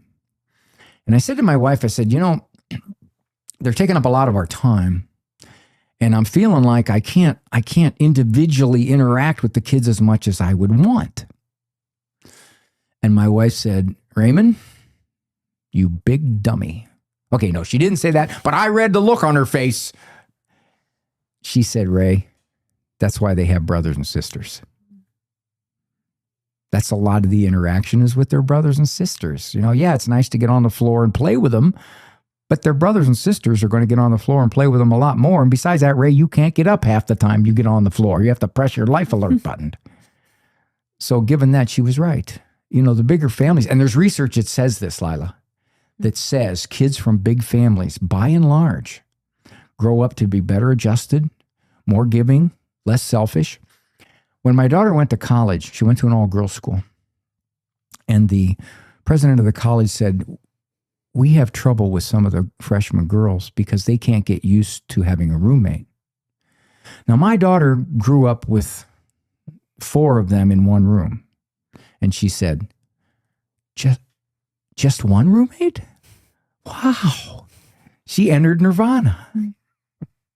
I love that view and the way you articulated that, Dr. Ray, because it's so encouraging and it's so countercultural. Oh my gosh, it's so countercultural. But you're giving your kids the gift of their siblings. That's what's like not in the equation, right? Like, oh, we're going to only have 1 or 2 or 3 because we want to be able to do the soccer practice and the dance practice and the music practice and the this and the travels to European destinations and right? And get the car and the house. But you didn't give them another best friend. You didn't give them that other 2, 3, 4 siblings to play with and to be. Our family. I've got 7 siblings, and my husband and his 7 siblings. This is our family. That'd be a wild Christmas Eve. Oh yeah, it's always a wild. And sometimes like this, this holiday, some holidays, different people do different homes because it's getting so big and crazy and different. But yeah, when we get together, it's amazing. But would I trade one of them for what, an extra music lesson? Like what? Now I did music 300 lessons. more square feet in your house, huh? Right. I mean, for what? For what? I mean, and my parents, like, thanks be to God, and my husband's parents, like, they poured into us. We were given so much, right? But there's always going to be something that is a trade-off, right? And there are real trade-offs and there are real challenges. But what are you going to do? Trade another soul? Get rid of one of those souls, boot them out because they were like tipped the scale a little too much? I've been doing this a long time, Lila. Long enough to talk to parents whose children are 30, 40, 50 years old. I've heard this so many times. I wish I would have had more kids. I have never yet heard a single parent say to me, I had too many kids. Yeah. It's an eternal soul. How can you imagine that soul that Culture you love? doesn't value kids. It doesn't. No, and you know as well as I do, somewhat over 100 countries right now have negative birth rates. And they suspect that in a few more decades, it's going to be pretty much the whole world's going to have a negative birth rate. Well, what's going to happen then? Because all of the predictions that said, we're going to drown ourselves in people, we're not going to have enough food, we're going to turn on each other. Well, the predictions were wrong.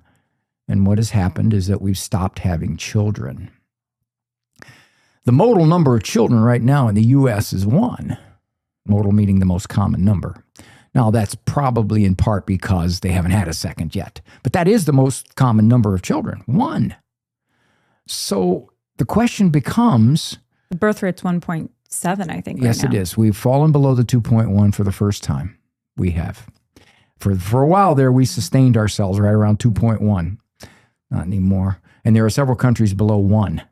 You can't recover from 1. After a couple generations of 1, you're in big trouble. So as a result, we've lost sight of the value of kids. We just have.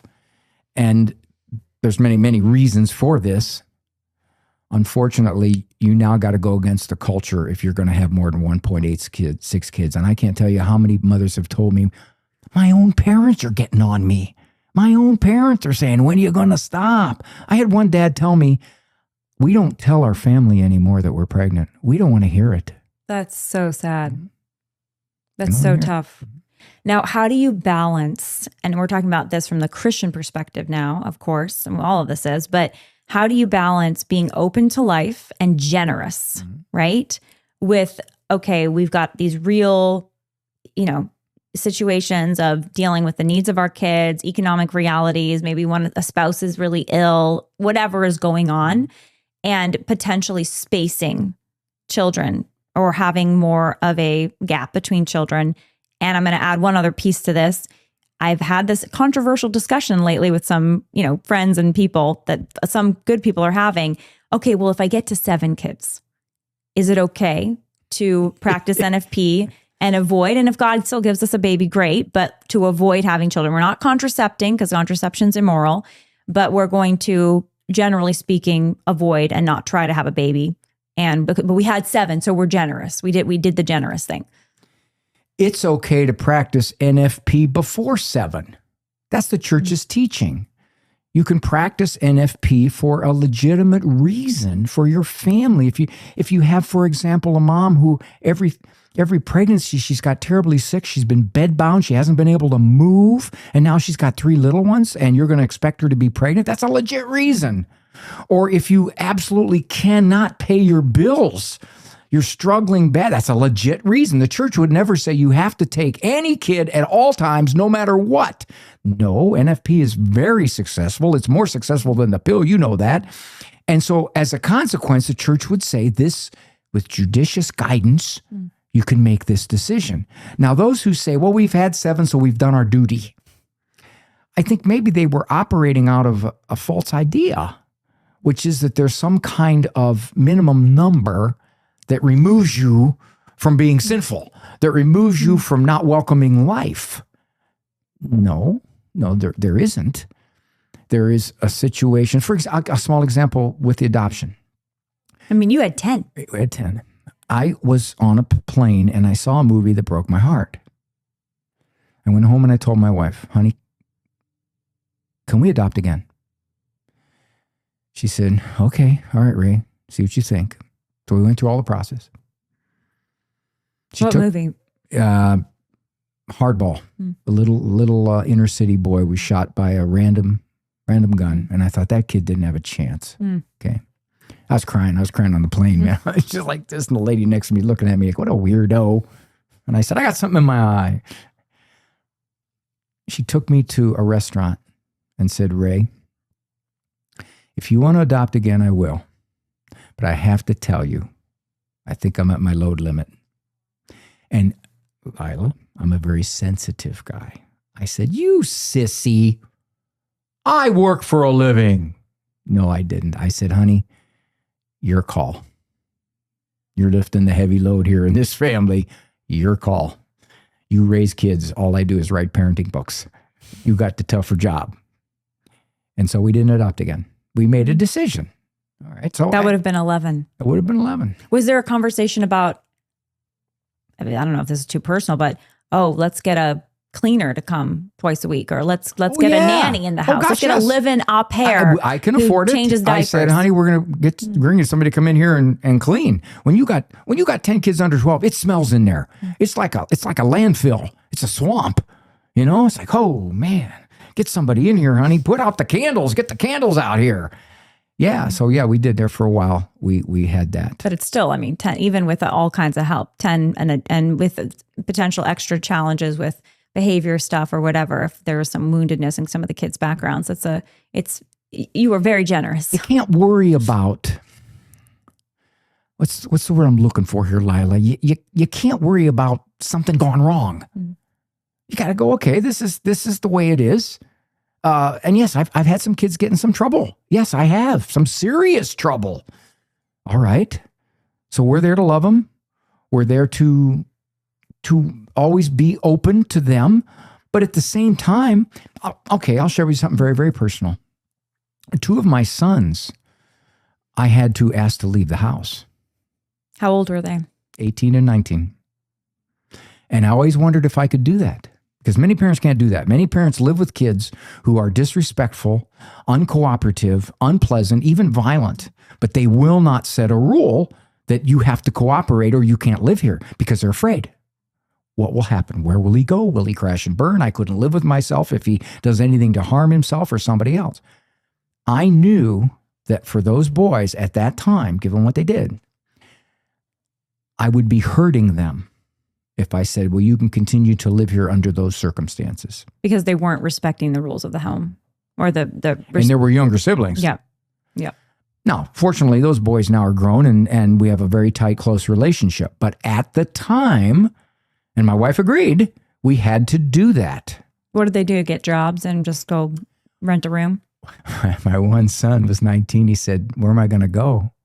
I said, son, you got a car. Wow. Yeah. So he ended up. Tough love. And was it bad? I mean, was he being really disrespectful or just not? He had done something wrong, and we had to stand our ground. And he ended up living with a friend. And right now he's in his 30s and he's a fine young man. The other one, I put in a homeless shelter. Wow. He called me that night. He said, Dad, you got to get me out of here. I said, James, I tried to tell you, son. Now, obviously, we helped him. We set him up in an apartment. We got him help. We didn't abandon him. I'm not going to go, you're on your own, kid. You're on the street. You're in the gutter. No, we're not going to do that. But yet at the same time, given what he did repeatedly, now we're not talking, okay, he screwed up once. Sure. No, it was something that made it clear. He's like, he thinks he's 18. He can do whatever he wants. He wasn't learning his lesson and he was freeloading. Yeah. So at that point, now he's a very nice young man. Now, I'm curious, not that it matters in one sense, but if I were to ask him, and then this is personal, we're getting all personal here. But I'll tell you what he was going to say. Yeah, what would he say? Both of them understand it now. They've said it. They said, Dad, I didn't get it then. I get it now. And my one son is very loving toward us. Both of them actually are very, very loving toward us. Now, I'm not saying they run their lives as I would like them to run their lives, because I think their attachment to religion is kind of just like a thread. But at the same time, they got their mother praying for them, and I try not to pray for them because I don't want to counteract her prayers, So at the same time, you watch them and you see the things start to sink in. My son said to me recently, he said, Dad, when we were growing up, I didn't get all the stuff that my friends had. And I thought it was because you couldn't afford it because there were so many of us. He said, I realize now that's not why, is it, Dad? I said, no, Petey, it's not. He said, you could afford it. You just didn't want to spoil us that way. I said, yeah, I hope it worked. We had 3 bikes for 10 kids. So and they shared. He had to share the bike. Wow. Do you, looking back on your own parenting, is there anything that you would change? As I get older, my greatest gratitude is that I was born where I was, at the time where I was, to the people I was. I had no choice in that, Lila. I could have been born anywhere else in this world at any other time. And had I not been born where I was, I wouldn't have known the faith. I wouldn't have been told. If you think about the odds, I mean, they're less than, they're minuscule, that I'm going to grow up in a family who taught me the faith. Now, if I look at my mom and dad and I say, well, you know, Dad did this or Mom did that, or I didn't like when they did this, so what? That's my mom and dad. They gave me life and they tried their best. I get so many adult kids now who write their parents off because they look at the way their parents raised them and say, well, I didn't like that. Well, you could have done that different. I don't really need to be around you anymore. And you know one of the great tragedies? Oftentimes some therapist told them to do it. Can't tell you how often I hear that, where the therapist says, your parents sound like they're toxic. You need to set boundaries. You need to sever the relationship until you feel confident enough to be able to deal with their pathology. And the parents don't have any pathology. They were people like you and me trying to raise great kids. And the kids look back on them and say, yeah, well, I don't like the way I was raised. You know, Lila, even if I didn't like the way I was raised, I was given enough that allowed me to have the life I have. And I got to say, my parents had a big part in that. And when you look at your upbringing of your kids, so you wouldn't change your childhood because you're grateful, which is a beautiful posture. Oh my gosh, honestly, if you want to have a successful future, be grateful for the road that brought you here, and instead of fighting it. For your parenting, now that you are where you are, looking back, you've written your 20 books, you've been in practice for now, dozens of years at this point. How many years total? I'm sorry, I don't know off the top of my head here. 40 plus years. Is there anything you and your wife would change in the parenting of your 10 kids?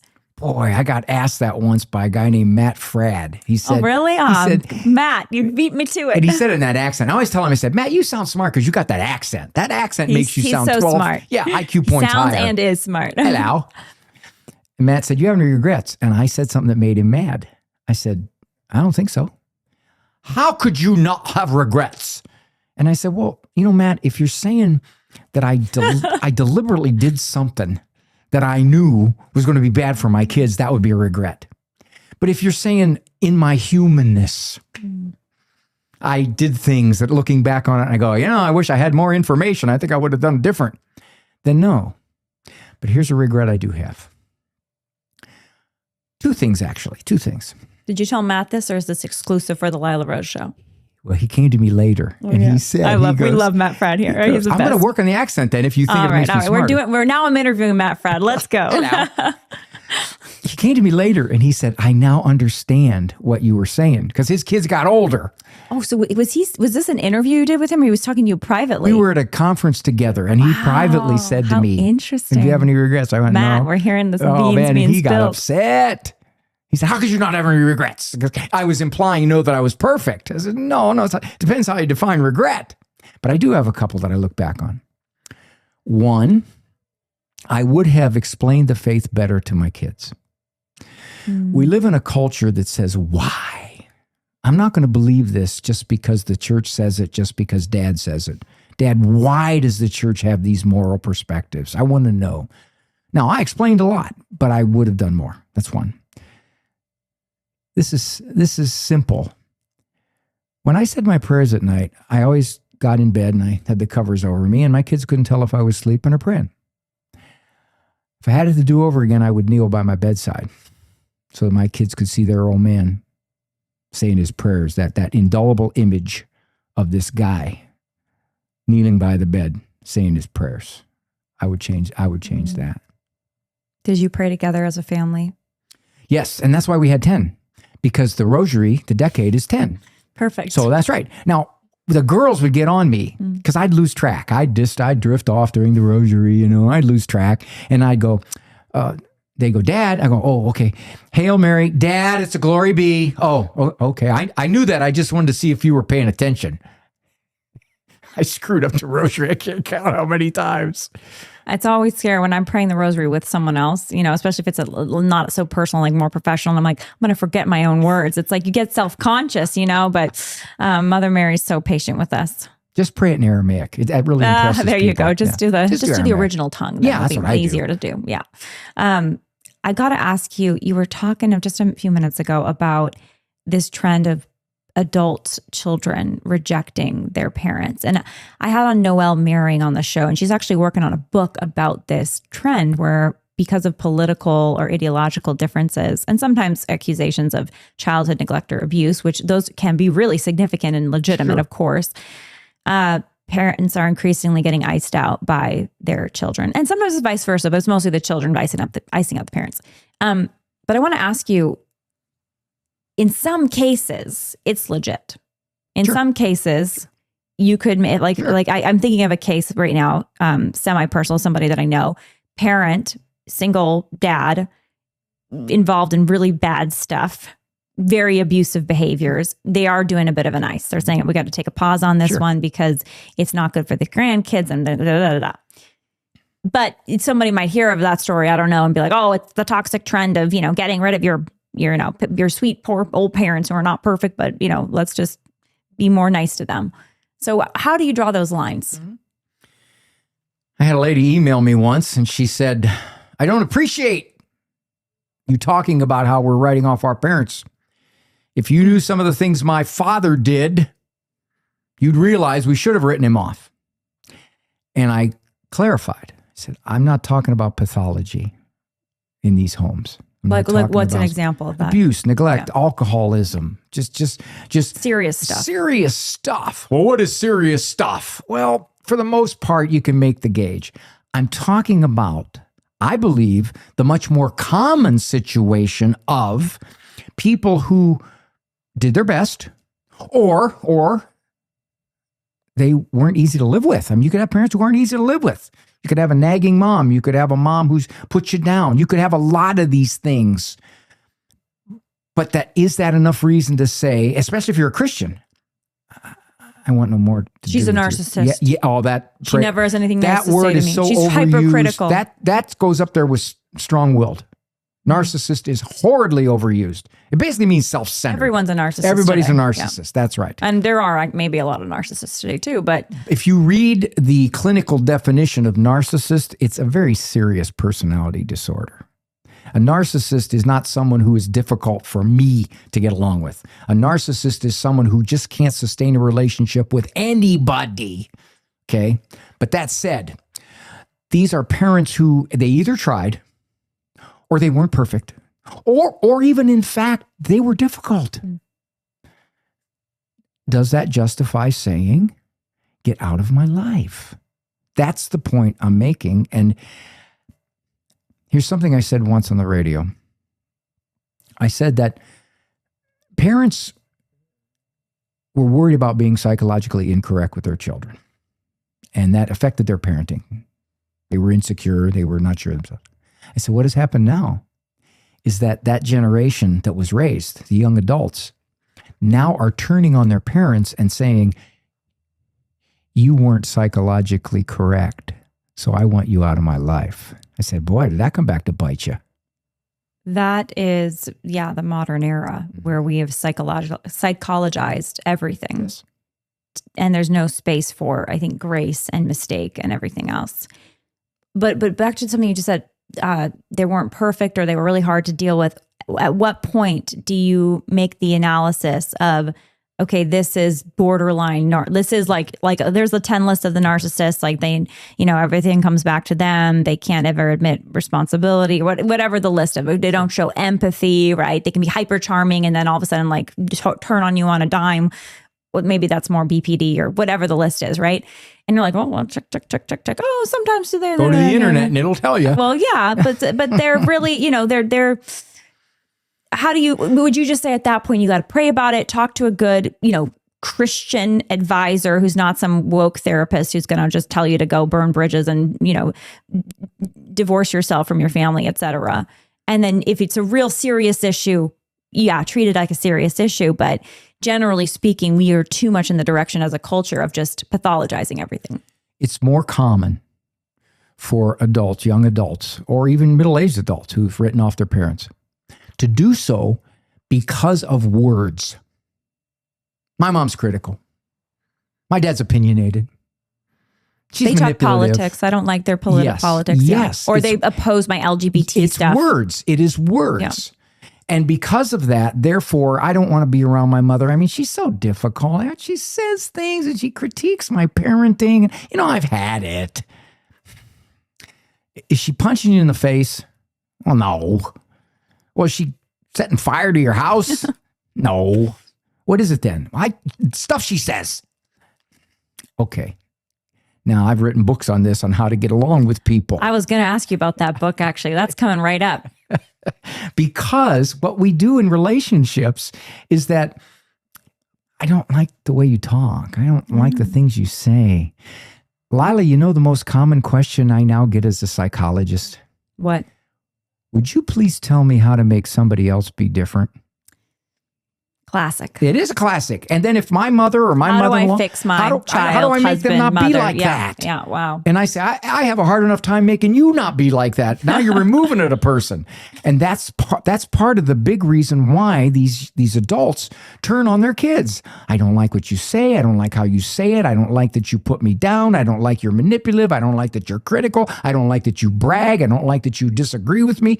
And it's like, you know what? I shouldn't have to put up with that. And I always say, well, if you're a Christian, you do have to put up with it. And secondly, this is not the lady who lives down the street 6 doors. You can drive by her house and just go like this. This is your mom. Only got one. This is your brother.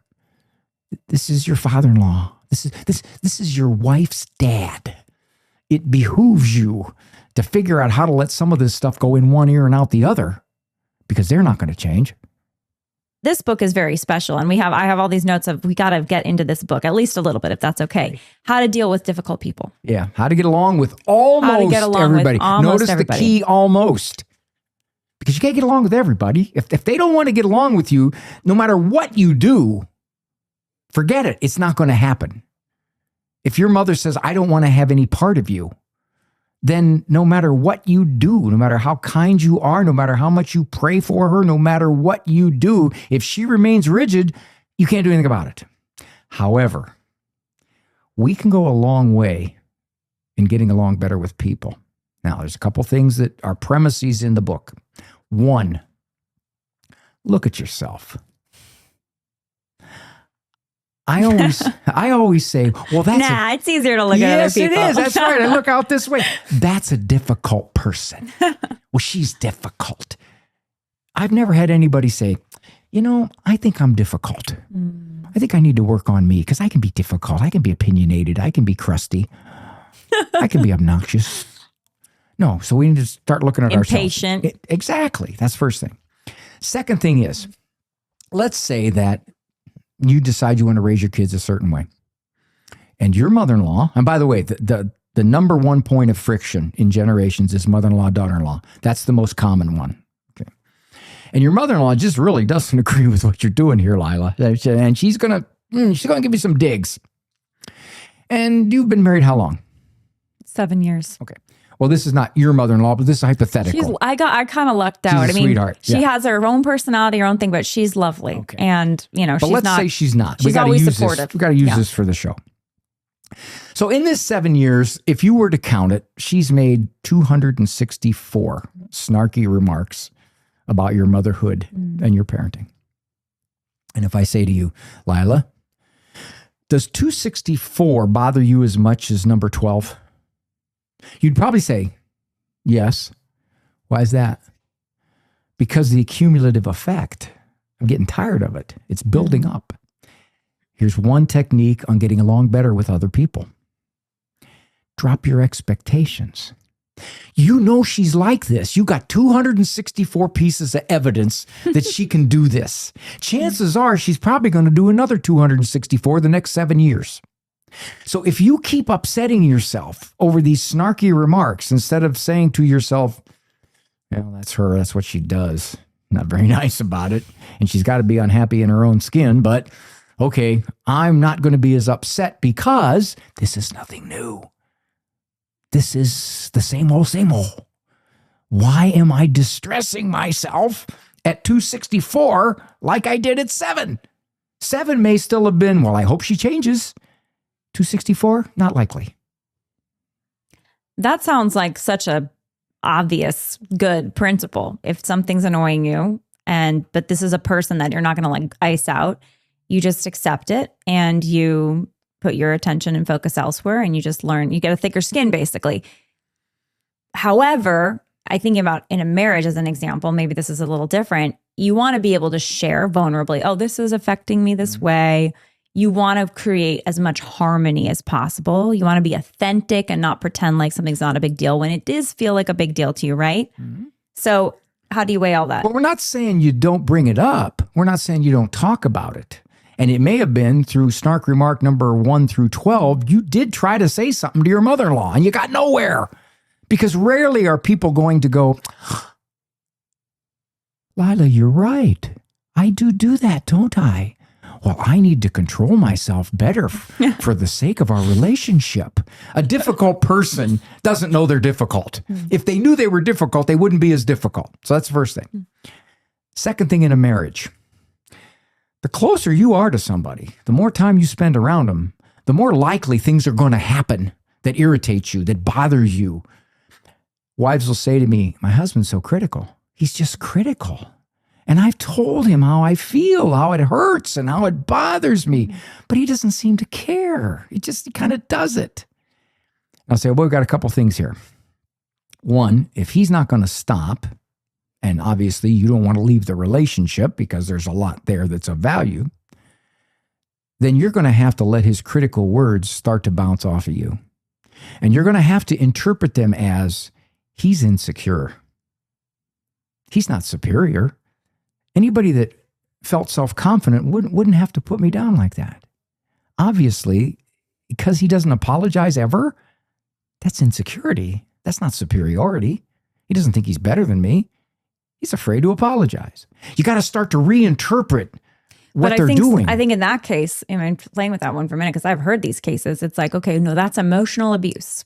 That's emotional abuse, and maybe I should leave this marriage. Maybe I won't remarry because of my faith, but this is like, at what point is it, this is a difficult person? And this is, by the way, this is the modern crisis, right? Mm-hmm. You've sat in the chair and you've heard all the stories.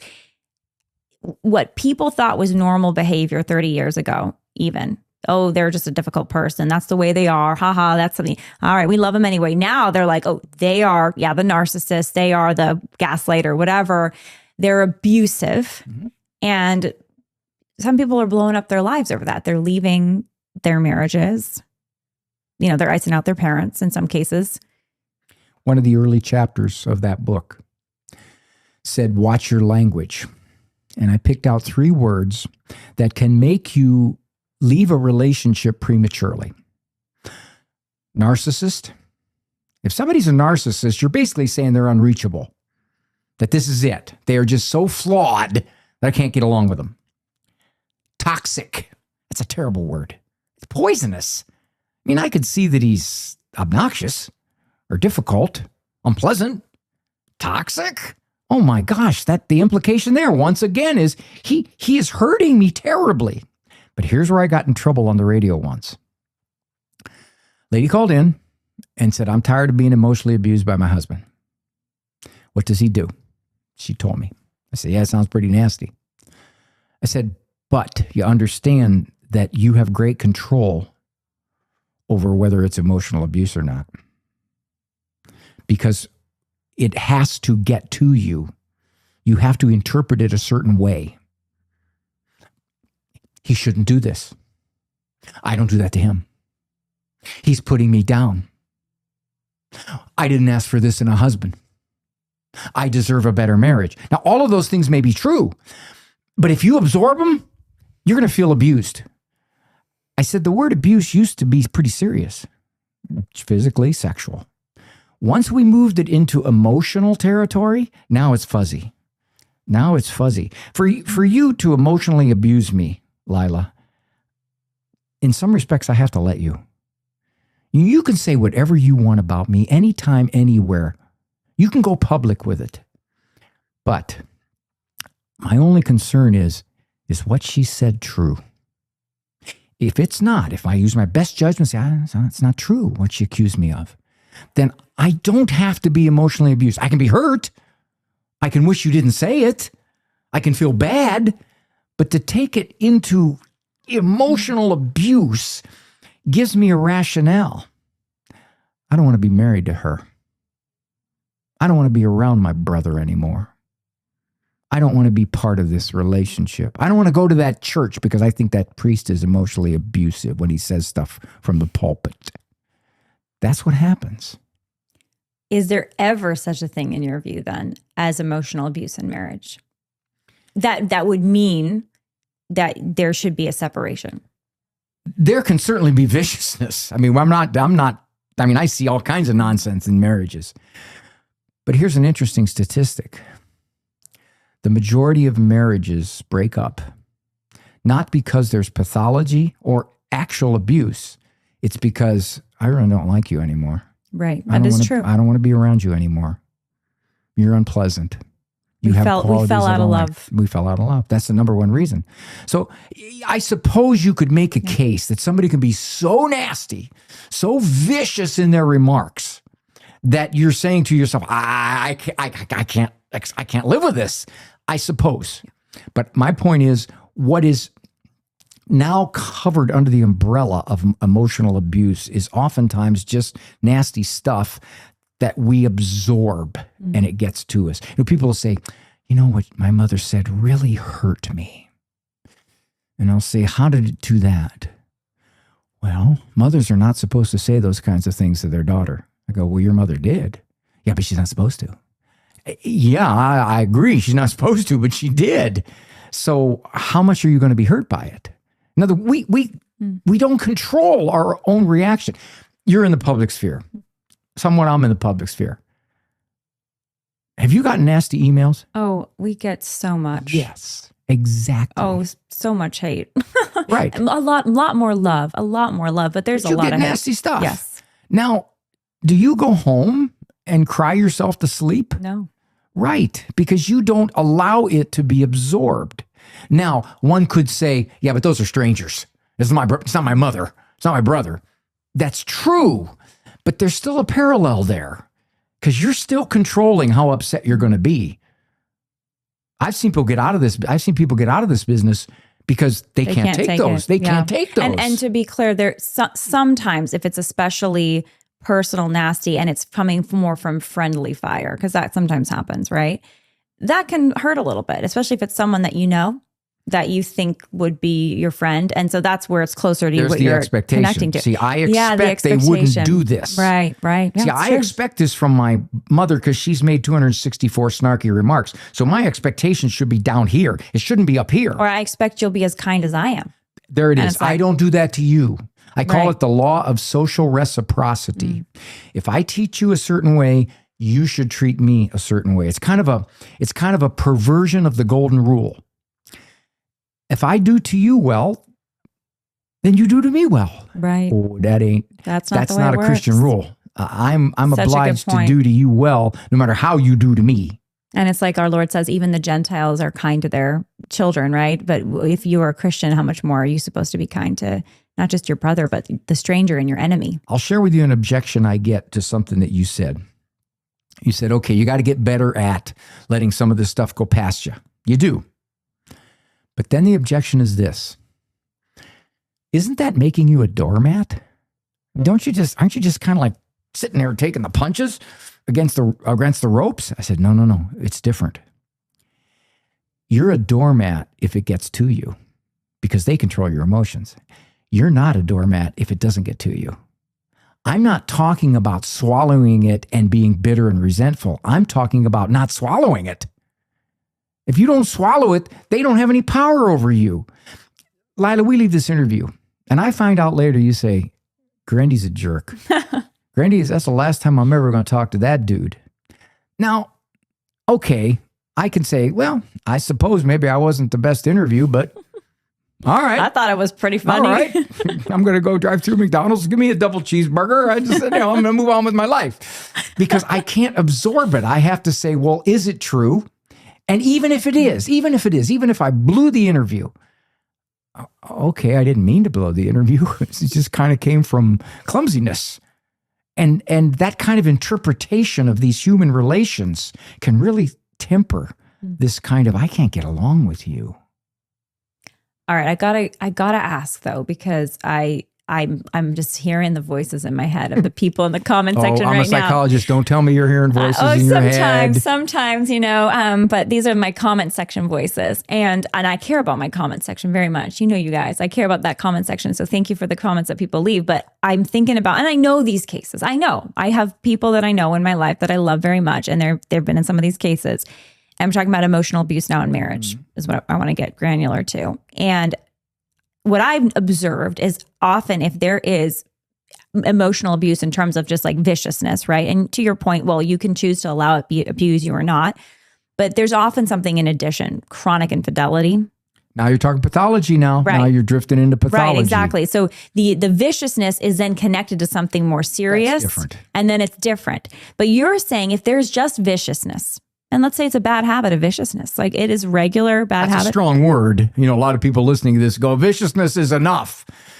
Maybe we could say critical or put downish. Well, let's just say they're actually vicious. They're not cheating to their knowledge. Okay. There's no other pathology that they can see. They're not physically or sexually abusive. You're a waste of a wife. And I think every one of our kids is going to grow up polluted because of you and what you did to them. Yeah. But that's pretty rough. Yeah. And so would you say in a case like that, and again, often that's kind of be fueled by alcoholism sometimes or other things. True. So it's like there's always going to be a comorbidity, I think. But let's just say theoretically there's no comorbidity, because if they're an alcoholic, then maybe you do need to separate if they're getting dangerous, right? Dangerous, yeah.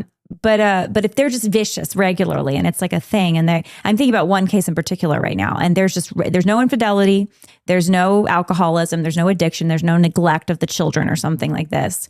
But there's just chronic viciousness. You got several factors at play. One, is the person a Catholic? So the Catholic would say that marriage is indissoluble until they take a look at it back at the beginning. So that's one. All right. So that at this point, that kind of verbal cruelty might not be a reason to separate this marriage. Okay. That's one. Big one, the children. Okay. If you separate, and I can't tell you how much I see this in the office, I've lost control on how my kids are being raised. Yeah, the other part of the time they're over there, and that person doesn't take them to church. That person lets them watch anything. That person is now with a girlfriend who has 2 other kids, and those 2 other kids are obnoxious, and I worry about my kids' safety, not to mention their sexual safety. There's a factor there. So you weigh that. You say, okay, this is rough on me, but the alternative may be even rougher. There was a survey done years ago. What they did is they asked people, are you discontent in your marriage? Are you unhappy in your marriage? Yes. Yes, very much so. And they followed up those who stayed in the marriage anyway and those who divorced. And they asked them 5 years later, are you more content now or less? The ones who stayed in the marriage generally said things got better. Wow. The ones who didn't said it's as bad or worse because of the complications of the divorce. There is no part of psychology that has more research support that says divorce is bad for kids. None. Thousands of studies. Now, again, I know there are people listening to this go, but you don't understand. My spouse left me. I didn't want the divorce. My spouse left me. That's true. That's tragic. And there are some very heroic single parents out there. No question about that. I know no question. Absolutely. They're victims. Men and women. One of the saddest things I see in my office, a guy will be sitting there and he converted to Catholicism for his wife's sake. Now they have 5 kids. He's leaving. He met somebody at work. He's leaving. And he says, I never bought into this Catholic thing anyway. I just kind of did it and went along and went through the motions. She's brokenhearted. And I say to him, I can't stop him because he has no moral compunction about this. But I said, do you kind of understand what you're opening up? Your daughter, how old is she? 15. She talking to you? No, she thinks I ruined my family. Okay. How about your 12-year-old son? He doesn't like my girlfriend at all. I mean, he didn't even want to come here. He finds every excuse to come here. Okay. So in other words, I point out to him, now you see what you're doing jumping into this. This isn't just, I'm unhappy with my wife. There's all kinds of complications I can't foresee. It happens a lot. Yeah. Divorce also, I think, is a social contagion. That's my observation. When people are close to other people that get divorced, it normalizes it more. And then they start to nitpick. You don't have and to it's put more up likely. with that. Yes, You don't have exactly. to put up. I had 6 pairs of Italian aunts and uncles. Amazing. All of them, their marriage ended when one of them died. As I looked at the marriages, they weren't necessarily the best. Some of them, one in particular, would be looked at like, whoa, if that was nowadays, that marriage would have been long over. But every single one of them endured to death. Wow. And every single one of them was sad when their partner died. Oh, man. Wow. You know what the divorce rate was in 1960? Tell me. 5%. Wow. 5%? Have people changed that much? Have you basically said, no, in 1960 people were just a lot nicer? Maybe the culture was a little more moral, but the human nature doesn't change. And I think it's, as you say, it's just been this whole cultural shift of, you don't have to put up with that. And I think people then share the stories like on social media, or they write books, or they just tell their friends that you don't have to put up with that. And then they say, and then there's a glamorization process. I've seen this about how happy I am now that I'm free and unencumbered. And I think a lot of people buy it hook, line, and sinker. Lila? Do you know the divorce rate for Tell second? me. The divorce rate for first is about 40%. And that's because people usually say 50. It's not 50. It's because there's second marriages that are. The divorce rate for second marriages is 66%. Why? Well, in some cases, it's because I was so difficult to live with. I thought you were the difficult one. I'm taking me into the next marriage. Make it work. Do you find yourself surprised by the kinds of calls that you get now, letters that you get now, the kinds of patients effectively that you get now versus 20, 30 years ago? What has changed? Changed radically. First of all, I get a lot more questions of my kids' gender identity confusion. Gosh. 30 years ago, I didn't get any. Oh, gosh. Now I get it all the time. So sick. Grandparents will call me and say, my granddaughter, she's 13 and she knows she's a boy. Oh, my goodness. All of this. And they don't explore it. They just assume that that's the way it is. So there is some sign that the transgender movement is dropped. I don't know if you've seen those statistics, but it's all the detransitioners. We have them on the show all the time. They're amazing. But they're like, what the hell? Nobody stopped me. Like, what the hell? Nobody I mean, I was stopped mastectomied. me. I mean, Yes. you cut my breasts off. You jacked me up. You ruined my life. And it was a social contagion, or I was sexually abused as a kid, or I just was bullied. I was a little more feminine. Or and the fact that I was confused about a whole lot of things. Right. Exactly. So that's a Right. big one. The one we talked about, which is I'm separated from my adult kids. I don't see my grandkids. They will not let me see my grandkids. That's a big one. That's happened a lot. ADHD's exploded. And I think that in part that's been because we tend to look at the child and say, something's wrong with that kid. The medication has exploded for kids. Those are the 3 things. Has anything gotten better? I think as anything else, as what we try doesn't work, reality always wins. The problem is, are we going to let reality win? We have the ability to challenge reality as humans. And no matter how many facts and no matter how much reality smacks us in the face, we can still say, no, I'm going to do it my way. I'm going to do it that way. And I think what has gotten better, there's been a number of parents, percentage-wise, who have said, you know what? This smartphone's a bad idea. Research is coming out all over the place. This is a bad idea to give it to a 12-year-old. That's one. 2, more parents are saying, I realize now I'm countercultural because I'm Christian or because I'm Catholic. I realize that now. I realize I can't have one foot in the world and one foot in my house. Yes, I live in the world. That's true. I'm not going to be a separatist. But at the same time, I got to realize the world doesn't think like me. That's been a big factor. I've got more of them and basically not being culturally bullied. That's it. Yeah. We are living in a culture of ideological bullying, and it's very, very tragic. But there's an opportunity now to be countercultural and change that. We can change that. And I do think it is changing. I do see a lot of that. I got to just ask you one more thing about, there's so many things to talk. And I thank you. This is so amazing. You seem smarter already. I'm a little bit smarter. You get your IQ tested right now. It's going to be about 10 points. I hope so. Yes. I mean, it might drop down tomorrow, but that's because you're by the kids. They always do that. They suck off IQ points like crazy. Yeah, that's legit. I think that's objectively true, actually, between the sleeplessness and whatever else is going on. Just sheltering children. And I'm you guys know, listening to the show, a lot of these times I'm the one benefiting from the conversation directly. So I'm asking this question for our audience listening, and I'm asking him for myself too. But you talked a lot about, I think you used the word children that are worldly, children that are exposed. And, you just mentioned the 12-year-old. And yeah, your 12-year-old does not need an iPhone. Do not let her have social media. That's an easy one in my view. But how much do you recommend sheltering kids? That is an accusation thrown at religious parents and homeschoolers. You can't protect them forever. That's a real world out there. They're going to be exposed to it. And when they're finally exposed to it, they're going to run like wild dogs. Now, you know that. That's the accusation. The socialization question for homeschoolers. What about their socialization? All right, let me answer this. You're not protecting them forever. You're slowing the pace. You're letting them be children longer. When my dad grew up, or even his father grew up, they were more innocent. My mom was innocent until her 15, 16 years of age. She was just innocent. All right. As you said, that's bad. Okay, so maybe she didn't get some dirty jokes.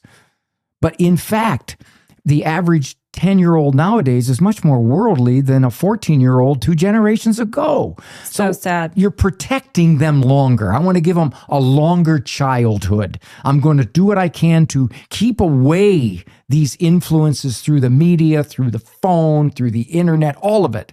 Okay, that's not hyperprotection. But parents hear that. You're going to screw your kid up. You know that, don't you? Because one day they're going to realize you did that to them. Okay, so that's one. Another one is Bill Bennett was asked at a homeschooling conference, what about their socialization? And Bennett said, socialization to what? What kind of socialization you talking about? For example, my kids were homeschooled. Now, my wife and I are the primary educators. We're the ones to teach them socialization, not a group of 24 other third graders. And their 30-year-old teacher. Yes. That isn't necessary. In most of human history, that's not how socialization took place. Okay? Public education is a relatively new phenomenon. So what are we going to say, that for all of human history, nobody got socialized because they weren't in a 3rd grade class with 20 other kids? What is this? And there's research that says, and this is a surprise to a lot of people, homeschoolers generally are better socialized. They get along with a wider range of peers. That's one. 2, they're comfortable around adults. All right? They don't follow the peer rules. 2 of my kids went to private school before we homeschooled them. And my son in the 2nd grade already started to not want his mother to hold his hand on the way to school already, because that was the peer rule. That's so sad. Once we homeschooled him, all of a sudden his mom became his best buddy and he didn't know the rules. Well, you hold your mother's hand. That's cool. That's cool. Your dad kisses you. Oh yeah, my dad kisses me. He's my dad. But already he was being socialized differently to that. And that was one of the reasons why I said, okay, that's enough.